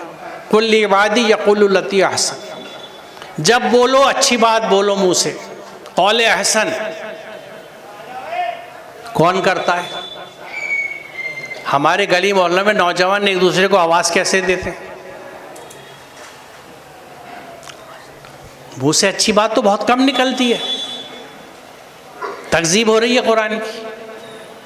तो गोया कुरान से दूर हटके हम अपनी अगर 18 घंटे जाग रहे हैं हम, तो 18 घंटे ज़्यादातर मुसलसल गुनाह में और अल्लाह ताला की आयत की तकज़ीब में गुजरते हैं। आधा घंटा 40 मिनट 50 मिनट नमाज में गुजरता होगा, इससे ज़्यादा क्या है? तो आप तोल लीजिए खुद तराजू किधर जा रही है। क्योंकि ये अहकामत हमें पता ही नहीं, किसी ने कुरान समझाया नहीं, हमें पढ़ाया नहीं, और हमने अकल अपनी इस्तेमाल नहीं करी कि किताब हिदायत को बिना समझे हम कैसे किताब हिदायत कर रहे हैं। भाई जो ज़बान आती है तुम्हें नहीं आती, ऑडियो चल रहे हैं अब तो। अल्लाह ताला ने कहीं गुंजाइश नहीं छोड़ी कि आप ही कहते अल्लाह मियाँ मैं तो पढ़ा लिखा ही नहीं था। हालांकि वो कहेंगे अच्छा पहला हुक्म तो इक़रा का था, तुझे किसने रोका था पढ़ने से? तूने सारे काम सीखे, तू पढ़ना भी सीख लेता। चलो नहीं भी पढ़ा तो अब तो हर चीज़ सिर्फ सुनने लायक है, आप सुन लीजिए जितने कुरान के तर्जुमे सुनने, जिसके चाहें सुन लीजिए। तो बचने का रास्ता नहीं है, कोई रास्ता बचने का है नहीं। तो हमें हुक्म ये है, अगर हम मुसलमान हैं, क्योंकि मुसलमान हर हुक्म को मानता है अल्लाह की, क्योंकि उसने अपनी हस्ती अल्लाह की इताअत में दे दी। बुरा नहीं निकालना ज़बान से, बुराई के रद्द। और एक बात और बताऊँ, देखिए हुजरात आप देखिए सीरीज़ है किस चीज़ की? ग़ीबत ना करो। ये तो आपने सुना होगा कि तुम अपने मुर्दा भाई का गोश्त खाना पसंद करोगे क्या? ये ग़ीबत की बात है। एक दूसरे पे बुरे नाम मत रखो, काले को कल्लू मत कहो, लंगड़े को लंगड़ा मत कहो, गंजे को टकला मत कहो, जो हमारे आम बात है। मना किया जा रहा है, कुरान मना करता है। वला तजस्सुसु, जुस्तुजू में मत लगे रहो। हमारी पहले तो बहनें थी, अब भाइयों का भी ज़्यादा वक्त जुस्तुजू में जाता है। वो किधर गया, वो किधर गई, वो किसके साथ गया, वो क्या गया, वो ये सारे चक्कर चलते रहते हैं। कुरान मना कर रहा है जुस्तुजू मत करो। कुरान मना कर रहा है बदगुमानी मत रखो। कुछ गुमान तो गुनाह के दर्जे के होते हैं, इस्मुन की बात कही गई। ये हुजरात आप देख लीजिए पूरी। तो कुरान बंद तो ये तालीमात बंद हो गई हमारी। हमारे ये एहसास नहीं रहा कि मेरा अखलाक कैसा हो, मेरा किरदार कैसा हो। वहसिनु इन्नल्लाह युहिब्बुल मुहसिनीन, ये बहुत बड़ी इबादत है अल्लाह की, जो हुक्म है कि वहसिनु, एहसान करो, do good to others and to yourself also. ये अपने ऊपर भी है, आप अपने ऊपर एहसान और तवाज़ुन किस तरह कर सकते हैं कि अल्लाह के अहकामात को अच्छे तरीके से अपना के उन पर अमल करें। तो ये आप अपने हक़ में भी अच्छा कर रहे हैं। जब हम दुआ मांगते हैं ना कि इन्नी जुल्म तो नफ्सी फ़ग़फ़िर ली या इलाही, या अल्लाह मैंने अपने नफ्स पे जुल्म कर लिया, क्यों? क्योंकि मैं तेरे अहकामात से हट गया था। तो उसको आसान तरीके से अपने ऊपर लेके आइए, एहसान का तरीक़ा अख्तियार कीजिए। आप देखिए यहाँ क्या कह रहा है कुरान कि इन्नल्लाह युहिब्बुल मुहसिनीन, अल्लाह ताला एहसान करने वालों से मोहब्बत करता है। और अगली आयत क्या कहती है कि अल्लाह की रहमत मुहसिनीन के करीब है। ये दोनों आयतें मैंने इसलिए रखी हैं कि ये दो वो चीज़ें हैं जिसके लिए हम लोग दुआएं मांगते हैं। अल्लाह की रहमत कौन नहीं मांगता, आप बताइए? इतनी हिम्मत ही नहीं होती कि अल्लाह ताला से ये कहें कि तू हमसे मोहब्बत कर ले। हम तो ये तौबा करते हैं कि हम तेरे से मोहब्बत करने वाले बन जाएं। वो दूसरी बात कह रहा है कि मैं तुमसे मोहब्बत करूँगा, मेरी रहमत हमेशा तुम्हारे साथ रहेगी। क्या करो? डू गुड टू अदर्स, एहसान के रविश पे चलो, अच्छा बोलो, अच्छा करो। एहसान माल से, एहसान ज़बान से, एहसान हाथ पैरों से, एहसान सोच और फिक्र से। हर चीज़ में एहसान की रविश होनी चाहिए। तवाज़ुन, क्योंकि एहसान में, हुस्न में तवाज़ुन का बहुत बड़ा पहलू है, बैलेंस। किसी एक तरफ झुकाव नहीं। जिसको इंसाफ कायम करने के लिए जो सूरह नहल की आयत है कि इन्नल्लाह यामुरु बिल अदल, जो जुमे के खुतबे में मुस्तकिल पढ़ी जाती है ज़्यादातर, अल्लाह आपको हुक्म देता है इंसाफ का। इन्नल्लाह यामुरु बिल अदल, बेशक अल्लाह तुम्हें अदल का हुक्म देता है। ये हुक्म है अल्लाह का। हम लोग इंसाफ कब करते हैं ज़िंदगियों में अपनी? इसका ये दावा, उसका वो दावा, बेटा अच्छा लगा, बेटी बुरी लगी, ये इंसाफ थोड़ी है। तो नाइंसाफ़ी हैं बहुत सारी हैं, वो बात लंबी है, लेकिन एहसान एक बहुत बड़ी इबादत है अल्लाह की। जो लोग ईमान लाए और तकवा करते रहे, देखिए यहाँ ईमान और तकवा एक साथ आया है, उनके लिए बशारत है, खुशखबरी है दुनिया की ज़िंदगी में और आखिरत में। अल्लाह की बातों में कोई तब्दीली नहीं, यही बड़ी कामयाबी है। अब बुनियादी चीज़ ये है कि जो लोग ईमान लाए और तकवा करते रहे, नहीं ईमान लाने के बाद अल्लाह के अहकामात पे 100% जो चल रहे हैं, उनको ये खुशखबरी है कि उनकी दुनिया में भी कामयाबी है और आखिरत में भी कामयाबी है। तो आज अगर दुनिया में हम कामयाब, देखिए अगर दुनिया में कामयाब नहीं है तो आखिरत भी कामयाब नहीं होगी, इस आयत से साबित है।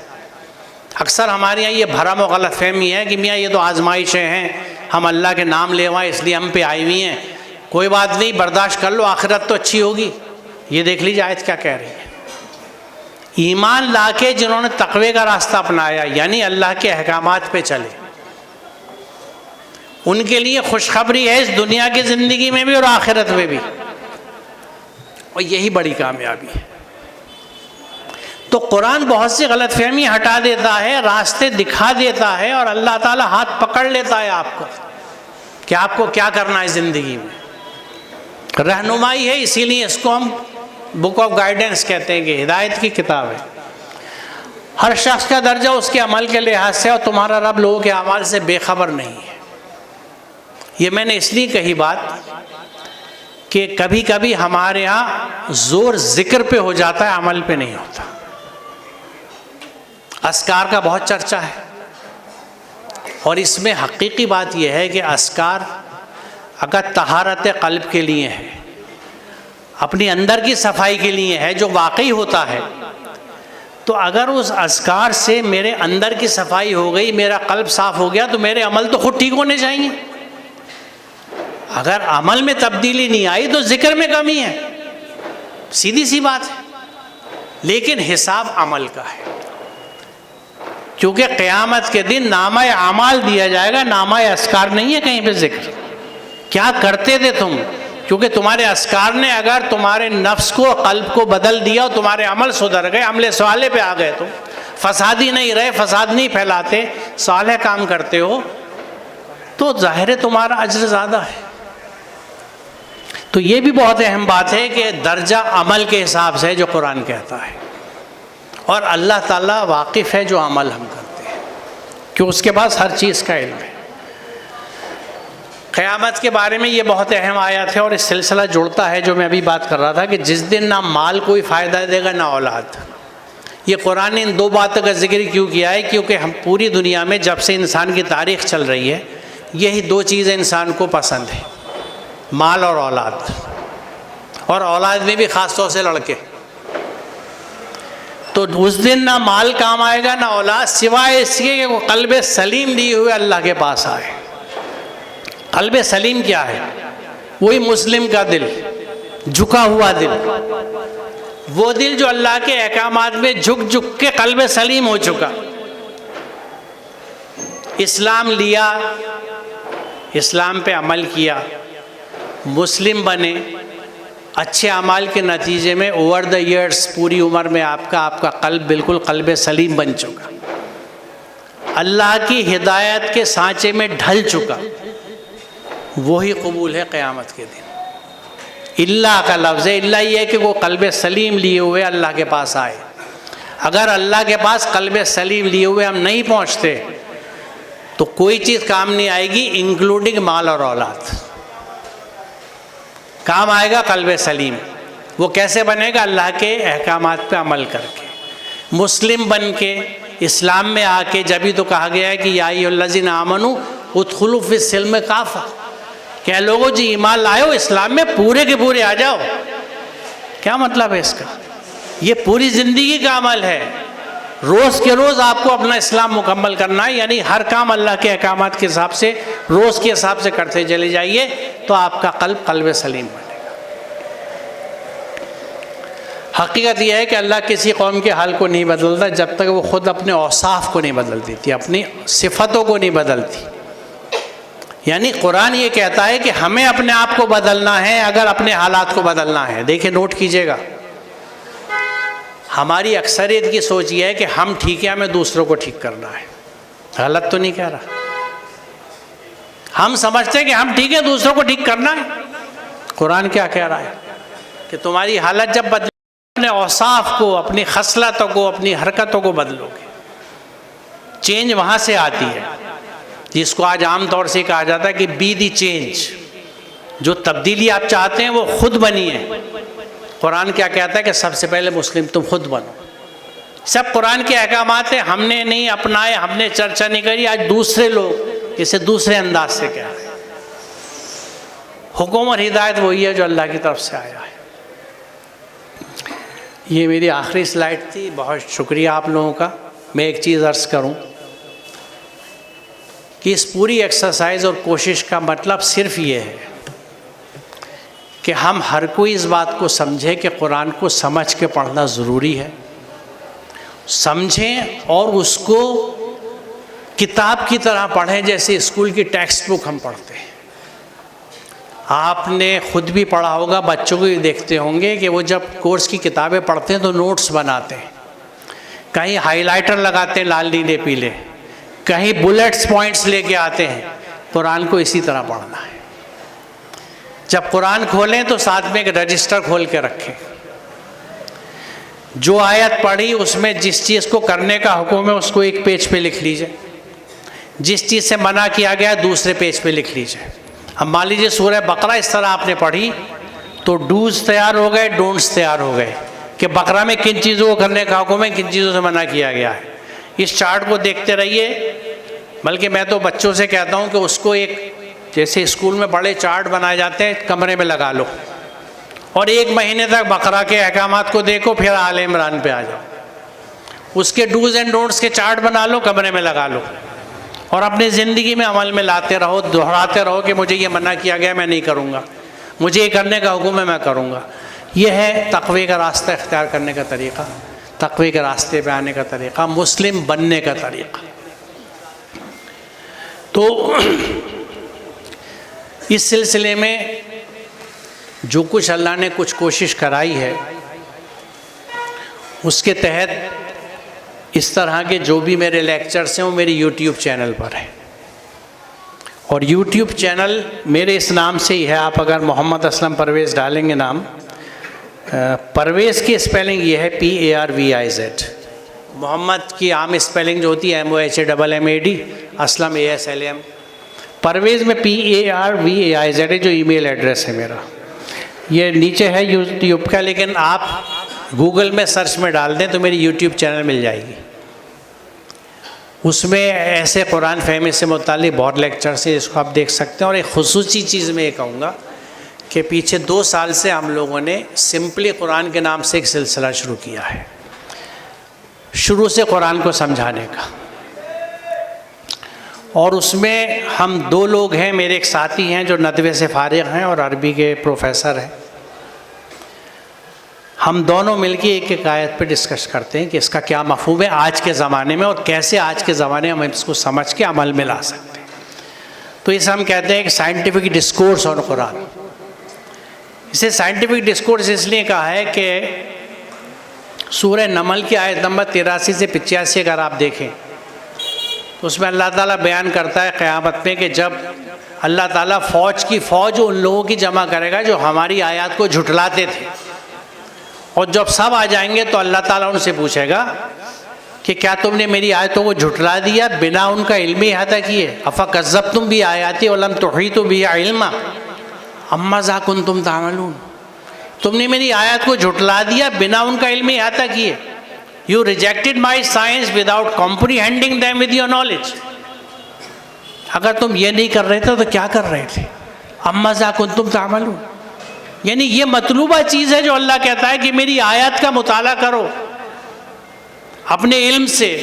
और आले इमरान की जिसकी तिलावत उस बच्चे ने यहाँ पे करी थी, उस आयत में अल्लाह ताला ये बयान करता है कि इस कायनात की हर चीज़ मेरी आयत है। यानी कायनात की तख्लीक और process of creation, all the creations of universe and process of creation, ये सब अल्लाह की आयत है। तो आयत 2 तरह की हो गई, कुरान की आयत और कायनात की आयत। दोनों के इल्मी अहाते का हुक्म ये आले इमरान की 130-31 आयत जिसकी बच्चे ने यहाँ क़िरात करी थी, वो यही बात कहती है। तो हम इसको इसीलिए कुरान का इल्मी इहाता कहते हैं कि हम कुरानी आयत का इल्मी इहाता करें। तो वो आप अगर मेरे यूट्यूब चैनल पे प्ले लिस्ट को देखेंगे तो प्ले लिस्ट में सबसे आखिर में सिंपली कुरान मिलेगा। बहुत सारी कैटेगरीज हैं लेक्चर्स की, सिंपली कुरान आखिर में है, उसे टच कीजिए तो 186 सेशंस हमारे अपलोड हो चुके हैं। सूरह निसा पे हैं हम, बकरा आल इमरान मुकम्मल हो चुकी, निसा चल रही है। और कुछ एक हादसा हो गया था मेरे साथी के साथ, इसलिए थोड़े दिन वो सिलसिला रुका हुआ है। इंशाल्लाह अब जल्दी शुरू करेंगे। तो ये मेरी गुजारिश है कि उसको देखिए, अगर आपको अच्छा लगे तो दूसरों से शेयर कीजिए, क्योंकि मकसद ये है कि हमें, देखिए ये 1, 2, 10, 15 लोगों का काम नहीं है। कुरान से लोगों को जोड़ने का काम एक मुहिम के अंदाज से होना चाहिए। आपको जो चीज़ पसंद हो, जिसका तर्जुमा पसंद हो, जिस तरह आप समझें, गुजारिश सिर्फ ये कि कुरान खोल लीजिए और उसको समझिए इसमें लिखा हुआ क्या और उस पर अमल कीजिए। ये आज के दौर का एक बहुत बड़ा चैलेंज है कि हम इस गलत फहमी से बाहर आ जाएं कि 5 वक्त की नमाज और 30 रोज़े हमारी बख्शिश करा देंगे। ये मैं पूरी जिम्मेदारी से ही अल्लाह के घर में खड़े होकर कह रहा हूँ, उसको जवाब दे रखे। मुस्लिम होना पूरे कुरान, पूरे अहकामात पे अमल करना है। चंद अहकामात पे अमल के लिए बकरा 85 देख लीजिए। दूसरे सलात के ताल्लुक़ से भी तहा देख लीजिए आप 14, वक़ीमुस सलात अला ज़िक्री, सलात कायम करो मेरे ज़िक्र को कायम करने के लिए, कुरान को कायम करने के लिए। तो क़याम सलात क़याम कुरान है, अल्लाह के अहकामात की इत्तिबा है पूरी। तो ये चीज़ें ऐसी हैं जिन पे गौर की ज़रूरत है। मैं बहुत शुक्रगुज़ार हूँ आप सबका भी कि आपने इतना वक्त दिया, तवज्जो से सुना बात को। अगर मुंतज़िमीन इजाज़त दें और कोई सवाल कोई पूछना चाहे तो अगर मुझे आता होगा, क्योंकि मैंने जैसे पहले कहा था मैं तालिब इल्म, मुझे आता होगा तो बताऊंगा, वरना फिर अगर आप अपना नंबर दे देंगे तो मैं बाद में पढ़ के कुछ आपको जवाब दे सकूँगा। जज़ाकल्लाह। आखिर दावाना अल्हम्दुलिल्लाहि रब्बिल आलमीन। अस्सलाम वालेकुम। सर काफ़ी लोगों का ये क्वेश्चन आता है कि हमें कुरान समझ नहीं आता, हम कोशिश करते हैं कुरान खोल के पढ़ने की, लेकिन 1435 साल पहले जो अल्लाह ने आयत नाजिल फरमाई है वो आज के दौर में मेरे लिए रेलेवेंट कैसे है? How am I suppose to relate from this आया? और अगर हम तर्जुमा से भी पढ़ते हैं तो हमें समझ नहीं आता। हाँ, थोड़े वाक़यात हैं, पैगम्बरान का जिक्र है, पिछली कौमों का जिक्र है, बस उसके अलावा उन्हें कुरान बिल्कुल समझ नहीं आता कि बात क्या की जा रही है। दूसरी क्वेश्चनिंग बहुत कॉमन ये आती है कि हम कहाँ से शुरू करें अगर हम कुरान को तर्जुमा या तफसीर से पढ़ना चाहें, बिकॉज तर्जुमा तफसीर में फ़र्क है, तो उसका खुलासा थोड़ा बता दीजिए। थैंक यू, जज़ाकल्लाह। देखिए, सूरह कमर अगर आप देखें तो बड़ी चश्मकुशा है, आंखें खोलती है।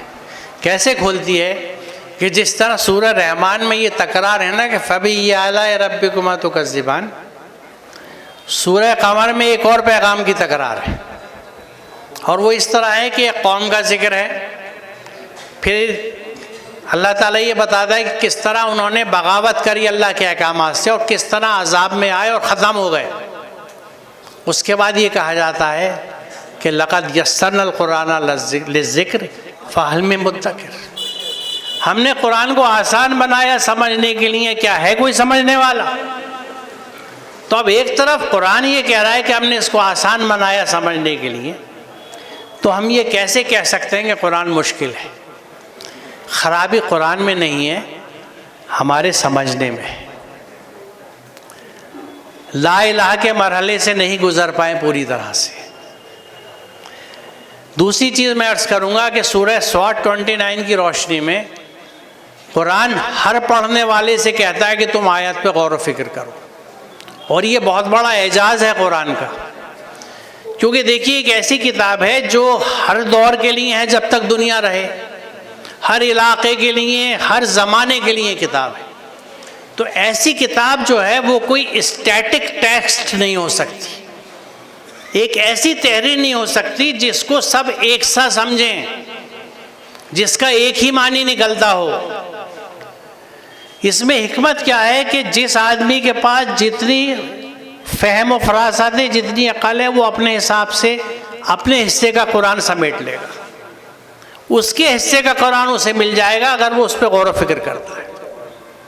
और बुनियादी हिदायत जो है, जैसे मिसाल तौर पे कुरान ये कहता है कि हमेशा अच्छी बात बोलो, सीधी बात बोलो, ये जो अखलाक़ी और ये अहकामात हैं ये सादे हर एक के समझ में आता है।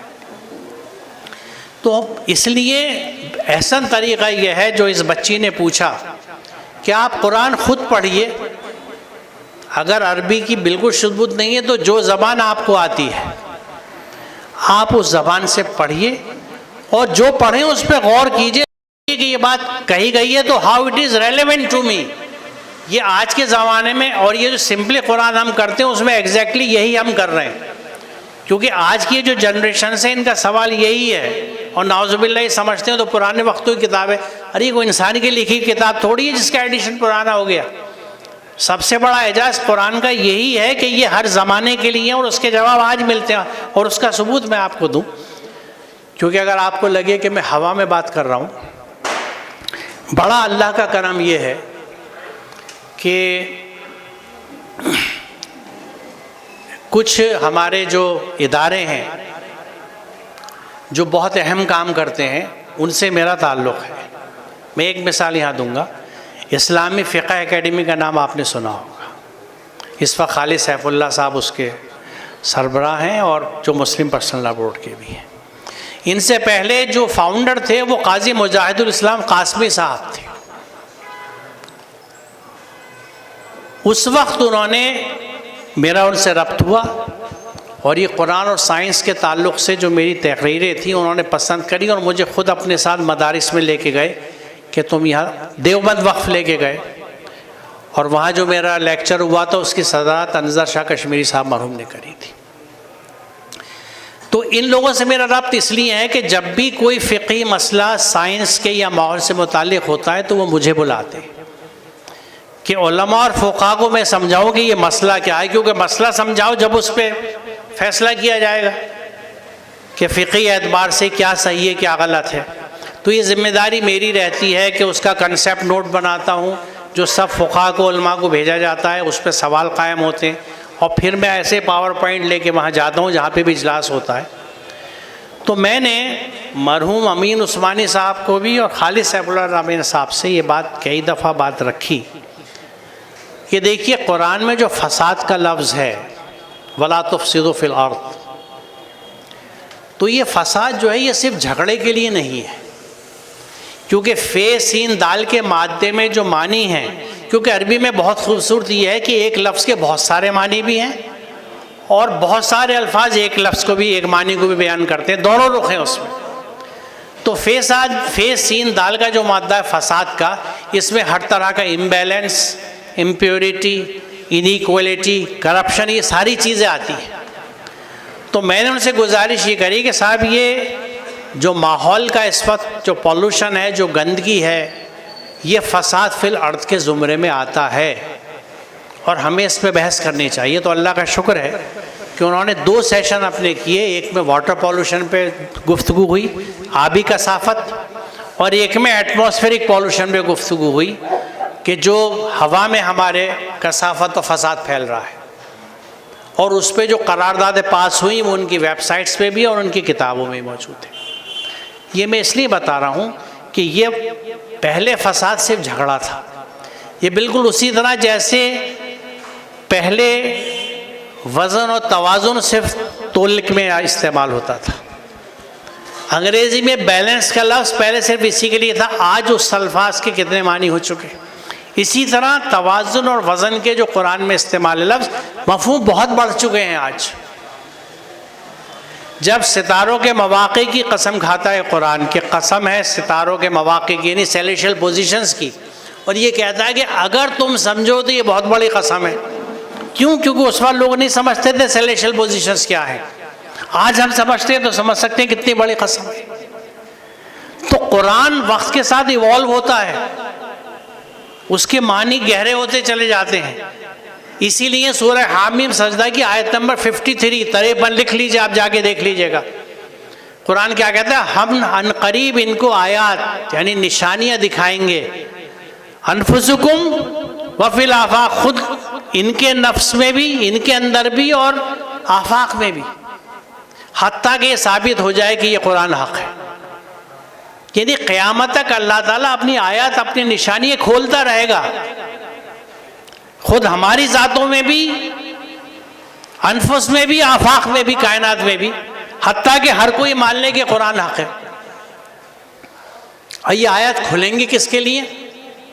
कुरान कहता है कि क़द फ़स्सलना आयात लिक़ौमिन यअलमून, हमने अपनी आयतें खोल दी हैं उन कौमों के लिए जो इल्म वाले हैं। आज हम इल्म वाले नहीं हैं, इसलिए हम पे आयत नहीं खुलती।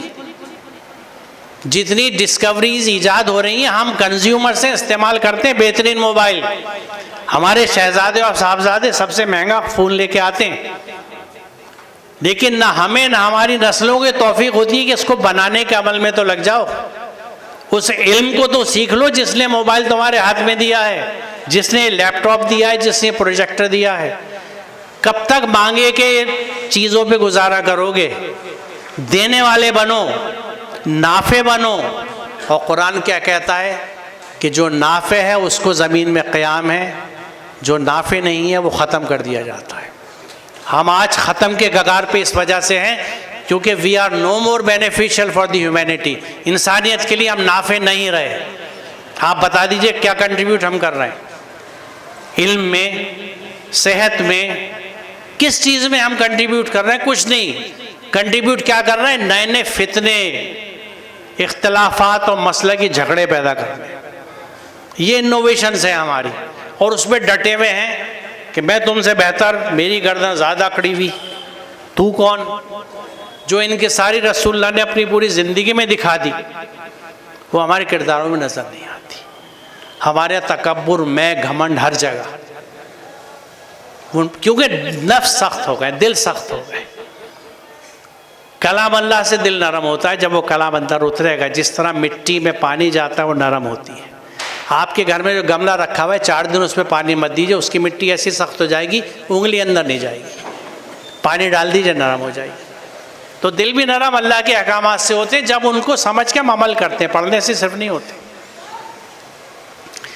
तो बात जवाब लंबा हो गया, लेकिन ये बहुत अहम सवाल था। हमें ये यकीन रखना चाहिए कि कुरान हर दौर की किताब है, हमारी किताब हिदायत है, उसको उस अंदाज से पढ़ें। देखिए जब कहता है ना अल्लज़ीना आतैनाहुल किताबा यतलूनहु हक़्क़ तिलावती उलाइका युमिनून बिही व मन यकफुर बिही फउलाइका हुमुल खासिरून। जिन लोगों को हमने कुरान दिया है, किताब दी है, किताब अता की है, नाजिल की है, वो उसकी तिलावत उस तरह करते हैं जो तिलावत का हक़ है। यतलूनहु हक़्क़ तिलावती। और एक चीज़ और मैं बता दूँ, बाद में बात निकल रही है, माफ़ी चाहता हूँ, वक्त लग रहा है। तिलावत और क़िराअत में फ़र्क है। क़िराअत महज पढ़ना है, तिलावत है पढ़ना समझ के अमल के वास्ते।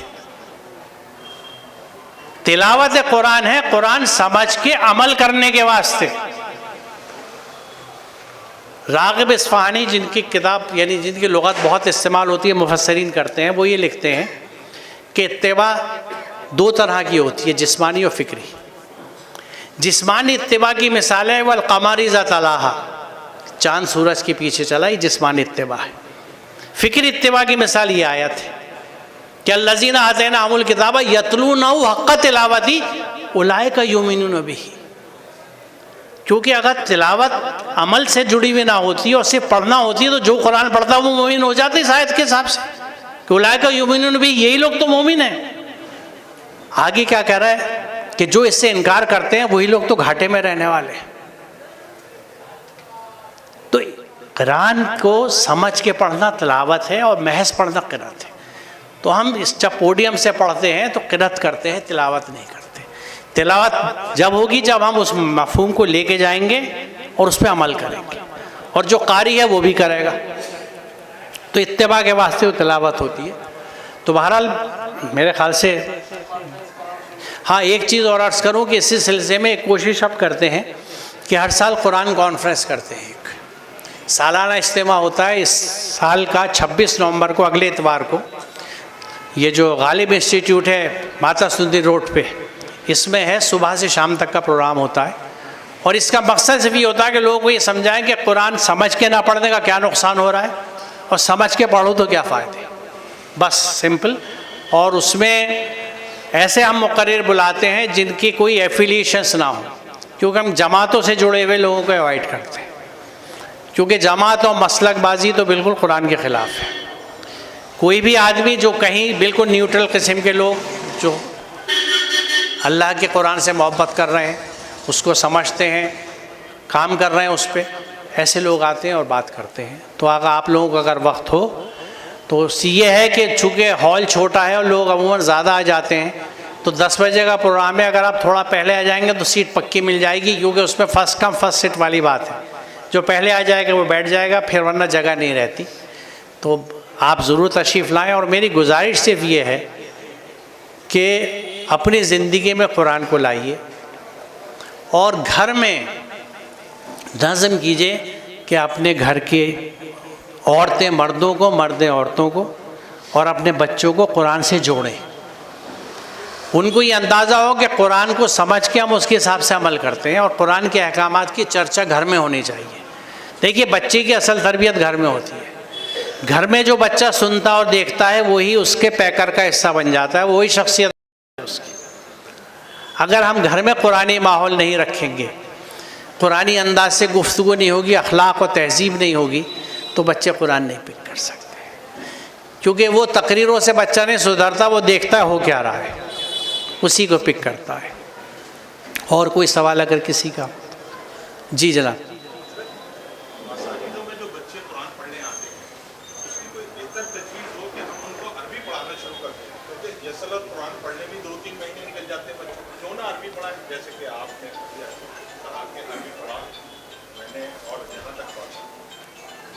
देखिए, हम अपनी मिसाल दे सकते हैं कि जो कुरान सेंटर है हमारा, इसमें कोविड से पहले तक तो बच्चे आते थे, फिर हमने अब उसको ऑनलाइन कर दिया। तो 2 एज ग्रुप्स के लिए कुरान का प्रोग्राम हमारे चलता है ऑनलाइन। एक 4 से 7 साल के बच्चों के लिए, एक 8 साल से ऊपर के लिए। उसमें यस्सरल कुरान के बाद बुनियादी ग्रामर पढ़ाने के बाद जो दुआएं भी सिखाई जाती हैं बच्चों को, वो मतलब के साथ, मफहूम के साथ कि क्या आप मांग रहे हैं अल्लाह से और क्यों मांग रहे हैं। और उसके बाद उनको, जैसे जो छोटे बच्चों का कोर्स है जो 1 साल का है, उसमें अम्मा पारा की कुछ सूरतें नमाज के वास्ते, तो वो भी फ़हम के साथ, तर्जुमे के साथ बच्चे को पढ़ाया जाता है। बड़े बच्चों को पूरा कुरान तर्जुमे के साथ समझाया जाता है और उसमें बेसिक ग्रामर सिखा दी जाती है कि वो बच्चा खुद भी समझ सके। लेकिन एक चीज़ मैं आपसे अर्ज़ करूं कि बच्चे को नाजरा के साथ आप खुद कुरान समझाइए और देखिए आउटसोर्सिंग बंद कर दीजिए। बच्चा आपकी ज़िम्मेदारी है, अल्लाह क्या जवाब दे, हम हैं अपनी औलाद के लिए। कोशिश कीजिए घर का कोई फ़र्द उसको कुरान समझा के पढ़ाए। यकीनन अगर तजवीद आप नहीं करा सकते तो उसके लिए आप किसी टीचर को रख लीजिए। घर में नहीं बुला सकते, मस्जिद भेज दीजिए। लेकिन बच्चे को कुरान समझाने का काम आप खुद कीजिए। अरबी नहीं आती, कोई तर्जुमा उठा लीजिए। देखिए, बुनियादी हिदायत की किताब के तौर से कुरान को समझने के लिए आप किसी भी तर्जुमे को ले सकते हैं। शर्त यह है कि नीयत हिदायत की हो। बड़ा अच्छा शेर है इकबाल का कि तेरे ज़मीर पे जब तक ना हो नुज़ूल किताब, तेरे ज़मीर पे जब तक ना हो नुज़ूल किताब, गिरह कुशा है ना राज़ी ना साहिब कशाफ। कोई राज़ी की तफसीर, कोई कशाफ आपको कुरान नहीं सिखा सकती जब तक कि क़ल्बी ताल्लुक़ आपका नहीं होता, जब तक आप कुरान से कनेक्ट नहीं होते। क्योंकि ये भी एक एजाज़ है कुरान का। क्योंकि वजह क्या है कि कुरान को पढ़ाने की बुनियादी ज़िम्मेदारी अल्लाह ताला की है। आप मुत्तफ़िक़ हैं या नहीं है? बिला तकल्लुफ़। नहीं, मेरी बात पूरी नहीं हुई, 1 मिनट रुक जाइए। क्या आप इस बात से मुत्तफ़िक़ हैं कि कुरान पढ़ाने की ज़िम्मेदारी अल्लाह पे है? और नहीं है तो बिला तकल्लुफ़ हाथ उठाइए, और अगर कहते हैं तो सबूत दीजिए। क्योंकि कुरान तो दलील की बात करता है। कालू बुरहान, कालू बुरहानों को दलील लाइए। दलील है अर्रहमान अल्लमल कुरान।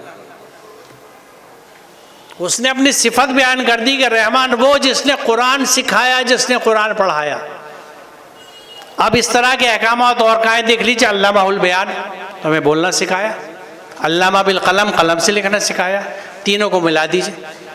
कलम से कैसे लिखना सिखाया? कलम उठा के जब आप लिखना शुरू करते हैं, प्रैक्टिस करते हैं दिल लगा के, तो आप खत्तात और कैलीग्राफर बन जाते हैं। इनिशिएटिव आपका होता है, दिलचस्पी आपकी होती है, कलम मोहब्बत से आप पकड़ते हैं, मेहनत आप करते हैं। यही कुरान के साथ कर लीजिए। तो जैसे उसने कलम से लिखना सिखा दिया, वो कुरान आपको सिखा देगा। कुरान सिखाना उसी का काम है, क्योंकि वो दिलों के हाल और नियत जानता है कि आप क्या कर रहे हैं। तो अगर हम दिल से कुरान से जुड़ेंगे कि या अल्लाह अंधेरे के ज़मानों में ये किताब हिदायत है, तू मेरे लिए इसे आसान कर दे, मुझे समझा दे। नामुमकिन है। आपने तो उस यानी बॉल उसके पाले में डाल दी, अब तो उसको उसकी खुदाई का वास्ता है, वो आपको सिखा देगा। जज्बा हो। लेकिन जो लोग ईमान लाए और तकवा करते रहे, जो कुरान समझते रहे, उस पर अमल शुरू कर दीजिए, वरना बेअमली का कोई हिसाब नहीं है। ईमान के साथ अमल सवाले नहीं है तो ईमान बेकार है। अमल ज़रूरी है। जितना कुरान सीख के आप अमल करना शुरू कर दें तो आप तकवे के रास्ते पे आ गए। अब आप खैर में, अब आफियत में हैं। अब अल्लाह की हर तरह की रहमत आपके साथ होगी। आप कुछ और कह रहे थे?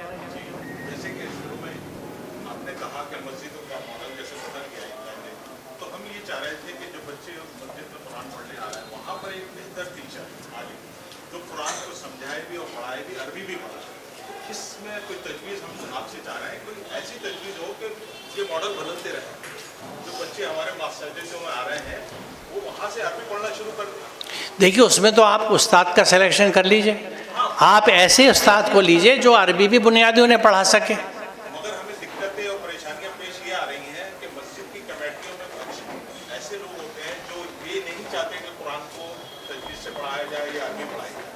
तो इसमें हम कोई सूरत आपसे चाहते हैं, छोड़ दीजिए, छोड़ दीजिए। मैं तो यहाँ तक भी गया था कि हमारे स्कूलों में अरबी कंपलसरी हो जाए। वो तो देखिए, जब क्योंकि पंजाबी भी पढ़ रहा है, मलयालम भी पढ़ रहा है और संस्कृत भी पढ़ रहा है। आप जिंदा कौमों की बात कर रहे हैं, हम जिंदा नहीं हैं। देखिए, मेरे सामने ही बचपन से मैंने जितने उर्दू स्कूल देखे थे वो ख़त्म हो गए। हमारे कोई एहतजाज हुआ? हफ्ते में एक दिन गोश्त की दुकानें बंद करा दी, देखिए एहतजाज कैसा होता है। हमारी तरजीहात अलग है। मैंने हमेशा ये बात कही है कि जब डिमोलिशंस हुए संजय गांधी के ज़माने में और मुसलमान रंजीत नगर और कहाँ फैल गए, तो वहाँ वो अपनी बिरयानी और नहारी की देग और सीख कबाब लेके गए, क्योंकि उनकी हिफाजत करनी थी। आज भी बिक रहे हैं, बल्कि उर्दू बाज़ार की किताबों की दुकानें ख़त्म हो गई, सीख बिक रही है, कबाब बिक रहे हैं। तो आप किस कौम की बात कर रहे हैं? ये हकीकत है। हम हकीकत से आंखें नहीं चुरा सकते। हमारी तरजीहात जो है वो सिर्फ खाना पीना ऐश करना है और बच्चे पैदा करना है हमारी तरजीहात में। और वो बच्चे भी कैसे, जो सिफर हों बिल्कुल। हम कहते हैं इब्न अल हसन पैदा नहीं हो रहे, बू अली सीना पैदा नहीं हो रहे। वो माएँ कहाँ हैं, वो गोदे कहाँ हैं जो वो तरबियत देती थी? आपने जिस बच्चे की शादी कर दी कि सयानी हो गई, क्या आपने सोचा कि ये इस लायक है कि अगली नस्ल की तरबियत कर पाएगी? क्या मैंने इसको तालीम और तरबियत उस लेवल की दे दी? क्या कुरान इसके अंदर उतार दिया? कोई हुनर सिखा दिया कि कल को शौहर ख़त्म हो जाए तो अपने पैरों पे खड़े होकर अपने बच्चों को पाल ले? नहीं किया तो आपने नाइंसाफ़ी किया। इन्नल्लाह यामुरु बिल अदल की पकड़ में है आप, कि आपने बच्ची के साथ इंसाफ नहीं किया, बल्कि दूसरे ख़ानदान की अगली नस्ल को भी बर्बाद कर दिया एक गलत माँ दे के, जो माँ बनने लायक नहीं थी, क्योंकि उसे तरबियत नहीं दी, उसे तालीम नहीं दी गई। वो हम देते नहीं कि बच्ची बाहर नहीं निकलेगी, बाहर निकल के बिगड़। देखिए, मैं जाकिर हुसैन में जब प्रिंसिपल रहा हूँ 10.5 साल, वहाँ ये चीज़ें आई हैं मेरे सामने। बच्ची को पढ़ने नहीं भेजेंगे, बिगड़ गई, बिगड़ जाती है। आपने नहीं भेजा पढ़ने, आज क्या हाल है देखिए। आज आप परेशान हैं, कहीं इर्तिदाद है, कहीं वो घर छोड़ के जा रही है, कहीं कहीं जा रही है। क्योंकि मेरे बचपन में एक बीए लड़की एक परचूनी से शादी कर लेती थी। मेरे जानने वालों में ऐसे रिश्ते हैं और खुशी से घर चलते थे। आज पढ़ी लिखी लड़की बेपढ़े लड़के से शादी करने को तैयार नहीं है, क्योंकि हमारे शहजादे तो पढ़ते नहीं हैं। बच्ची मर पिट के रो धो के पढ़ लेती है, तो उसे हक़ है अपनी ज़िंदगी गुजारने का, क्योंकि दीन उस पर चढ़ाया नहीं हमने, सिबगतुल्लाह हुआ नहीं, उस पर अल्लाह का रंग चढ़ा नहीं। काले कपड़े पे कोई रंग नहीं चढ़ता, और सफ़ेद कपड़ा मार्केट में डालेंगे तो हर छींट उसके ऊपर आएगी। हमारे सारे बच्चे कोरे कपड़ों की तरह बाहर जाते हैं, उन पर अब रंग है ही नहीं अल्लाह का। अल्लाह के रंग अल्लाह की किताब से आते हैं, उसके अहकामात पे अमल करके आते हैं। देखिए, ये तो नस्लों की ख़राबी इससे ज़्यादा चलेगी अभी, अगर हमने अपने रास्ते को नहीं बदला। और रास्ता सिर्फ ये है कि कुरान की तरफ लौटिए, कुरान पे अमल कीजिए और नज़म बनाइए। तो आप कोशिश कीजिए, और उसमें रब्त किसी तरह से रखेंगे कि कोई अरबी जानने वाला टीचर आपको हम मुहैया कर सकें, जो आपके यहाँ पढ़ा सके। लेकिन मैं फिर एक बात ये कहूँगा कि हम अपनी ज़िम्मेदारी दूसरों को पास ऑन नहीं कर सकते। घर में कुरान का माहौल बनाइए। देखिए, मस्जिद में जब बच्चे पढ़ने जाते हैं, मुझे माफ़ कीजिएगा, मुझे कहने दीजिए, क्योंकि मैंने ख़ुद सेंटर चलाया है, वहाँ बहुत सी और ख़राबियाँ हो जाती हैं। और आज के ज़माने में जब चीज़ें बहुत ख़राब हैं, आपका बच्चा बच्ची जब तक आपकी नज़रों में है और आपकी तरबियत में है, तो उसके बचने के चांसेस हैं। बाहर जाएगा तो मुश्किल हो जाएगी। या तो आपकी तरबियत इतनी पक्की हो चुकी हो, इतना बुरा भरा वो समझ चुका हो कि आप समझ सकते हैं कि जैसे बच्चे को मैंने तैरना सिखा दिया, अब मैं कहूँगा जाओ भाई कूद जाओ, तैर लोगे। तो या तो इतना तैरना सिखा दीजिए, फिर छोड़िए बाहर, वरना कहीं की किसी जगह का इस पर कोई भरोसा नहीं है। कोशिश यही है इस तरह के इदारे मस्जिदों में कायम हो जाए, ताकि बिल्कुल बनाइए, और वहाँ CCTV लगाइए, रिकॉर्डिंग कीजिए, मॉनिटर्स रखिए कि क्लास में क्या हो रहा है। जी हाँ, अच्छी चल रही हैं। इसी पैटर्न पे आप लोग भी कर सकते हैं, हर जगह हो सकता है। वो बात में वहाँ पे रह गई थी कि आप बिल्कुल छोड़ दीजिए उसे, आप बिल्कुल ज़ोर मत दीजिए। जब अल्लाह ने कहा कि तुम्हारा काम बात पहुँचाना है, तुमसे सवाल नहीं होगा कि इन्होंने क्या किया, इन्होंने क्या गलत किया। बलाग सिर्फ रिस्पॉन्सिबिलिटी है कि बेहतरीन तरीके से बात पहुंचा दीजिए। हमारी खराबी क्या है कि हम ये समझते हैं कि मैं ठीक हूँ, दूसरा गलत है, और मुझे उसे कन्विंस कर देना है और उसको मजबूर कर देना है कि तू मान ले जो मैं कह रहा हूँ। ये गलत अप्रोच है। किसी डायलॉग की, किसी डिस्कशन की, किसी बहस की ज़रूरत नहीं है कि मेरे भाई मैं ऐसा समझता था, आपको बता दिया, अब जैसा आप समझे, मुझे आपसे कोई लड़ाई नहीं, कोई नाराज़गी नहीं, आप जैसा चाहें करें। मैं इंसानियत का रिश्ता आपसे रखूँगा जिसका कुरान ने हुक्म दिया है। मेरे दिल में आपके लिए कोई कदूरत भी नहीं है कि आपने मेरी बात नहीं सुनी, अल्लाह का कलाम नहीं सुना, कोई बात नहीं। अल्लाह आपको हिदायत दे, मैंने अपना काम पूरा कर दिया। ये अप्रोच होनी चाहिए। छोड़ दीजिए, कोई ज़बरदस्ती मत कीजिए, ग्रुपबाजी मत कीजिए। वो कह रहे हैं नहीं होगा तर्जुमा, आप कहिए होगा, नहीं भाई नहीं, ठीक है मत हो। वो अपना जवाब देंगे, आप अपना जवाब देंगे। प्लीज़, बिल्कुल, आपने बहस करी, फसाद फैला, आप भी पकड़ में आएंगे। आप तो कालू सलामा, जो जाहिल से मुँह लगने की बात है ना, किनारे हो जाइए सलाम करके, भाई जैसा चाहो करो, तुम्हें अपना हिसाब देना है। Why should I bother? मैं अल्लाह के अहकामात से क्यों बाहर निकलूँ तुमसे लड़ झगड़ के, बदकलामी करके, मुँह से गलत बात देखी, कितना भी कंट्रोल हो, शैतान है, उससे में बातें गलत निकल जाती हैं, क्यों गुनाह करें? नहीं भाई, आप जैसा समझे करें, आप सही मैं गलत, सलाम अलैकुम, छुट्टी, कोई फसाद नहीं, झगड़ा नहीं, जो जो करे करने दीजिए, बात पहुंचा दीजिए, छोड़ दीजिए उसमें, बिल्कुल बिल्कुल। और आयतें ले जाइए सबूत में। ये आराफ 3, कसस 85, स्वात 29 प्रिंट आउट निकाल के, भाई ये देखो आयतें हैं, इसे देख लो, समझो तो करो, वरना सलाम अलैकुम, खत्म बात। और कोई सवाल? जी अच्छा। कुरान में 1000 आयत साइंस पर दलालत करती हैं, इस बारे में बताएं। देखिए, इस बारे में बताऊं, पहले ये बता दूं कि 11:15 बजने वाले, आप लोगों को घर भी जाना है, कल सुबह बच्चे स्कूल भी जाने वाले होंगे, उनका बहुत ख्याल रखना है। वैसे मेरा यहाँ का तजर्बा, जब मैं मैनेजर रहा शफीक मेमोरियल में, तो ये था कि बच्चा खुद बेचारा मुँह धो के आ जाता था कि घर वाले सो रहे हैं, मैं चला आया हूँ बिना नाश्ते के। तो वहाँ कैंटीन सुबह के वक्त चालू कराया था मैंने शफीक मेमोरियल में कि भूखा बच्चा कुछ खा ले कम अज़ कम, वरना फिर क्या होता था, 10 बजे वो इधर उधर से खिसक के जाके नाहरी रोटी लेके खाते थे। ये सब तजर्बे अल्लाह ने बहुत दिखाया मुझे, और वहीं से फिर पता लगी खराबियाँ। तो बहरहाल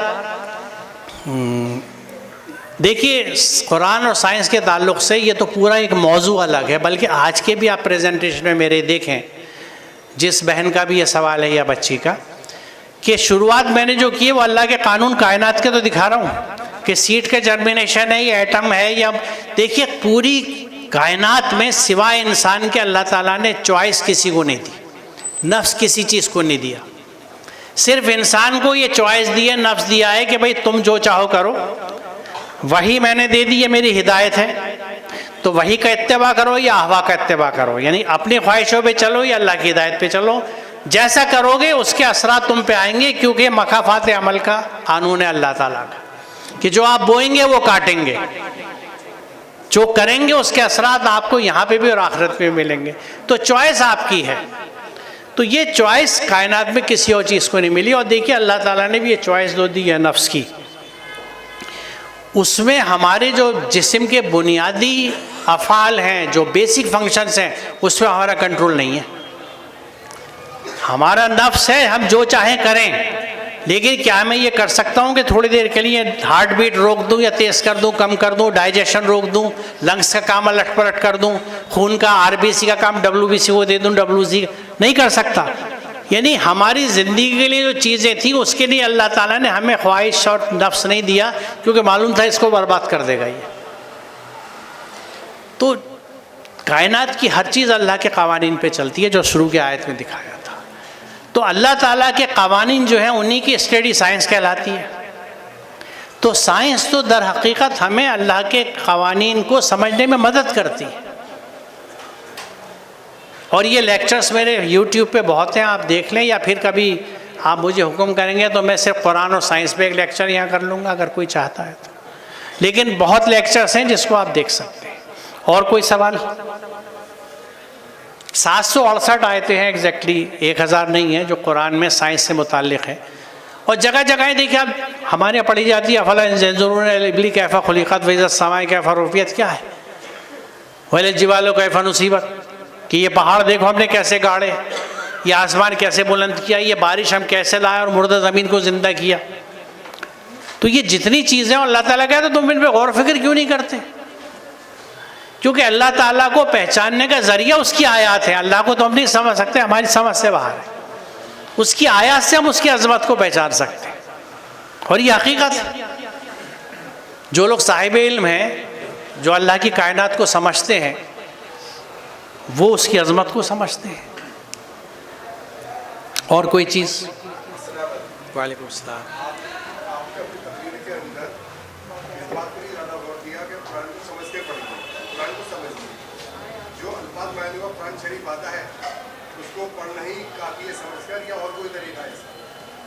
देखिए, कम से कम यही है मिनिमम मैं इसलिए कह रहा हूँ कि जैसे मैंने आपसे अर्ज़ किया कि आप तर्जुमे में देखेंगे तो सभी तर्जुमे में क़िरात का तर्जुमा भी पढ़ना है और तिलावत का भी पढ़ना है, जबकि दोनों में फ़र्क है। तो वो थोड़ी बारीकी की बात है जो आगे हो सकती है। अल्लाह ताला शायद आपके लिए कोई और रास्ता खोल दे। फ़िलहाल तो जो ज़बान मुझे आती है, हिंदी, उर्दू, जो भी, मैं उसमें तर्जुमा लूँ और वो लूँ जो मुझे समझ में आ सके। मार्केट में देख के जिसकी ज़बान आपको ऐसी लगे आप समझ सकते हैं, उसको पढ़ना शुरू कीजिए। और जो पढ़ें उसको सोचिए। असल चीज़ ये है जो कुरान कहता है, सोचिए और ये सोचिए ये मेरी ज़िंदगी पे कैसे लागू हो सकता है।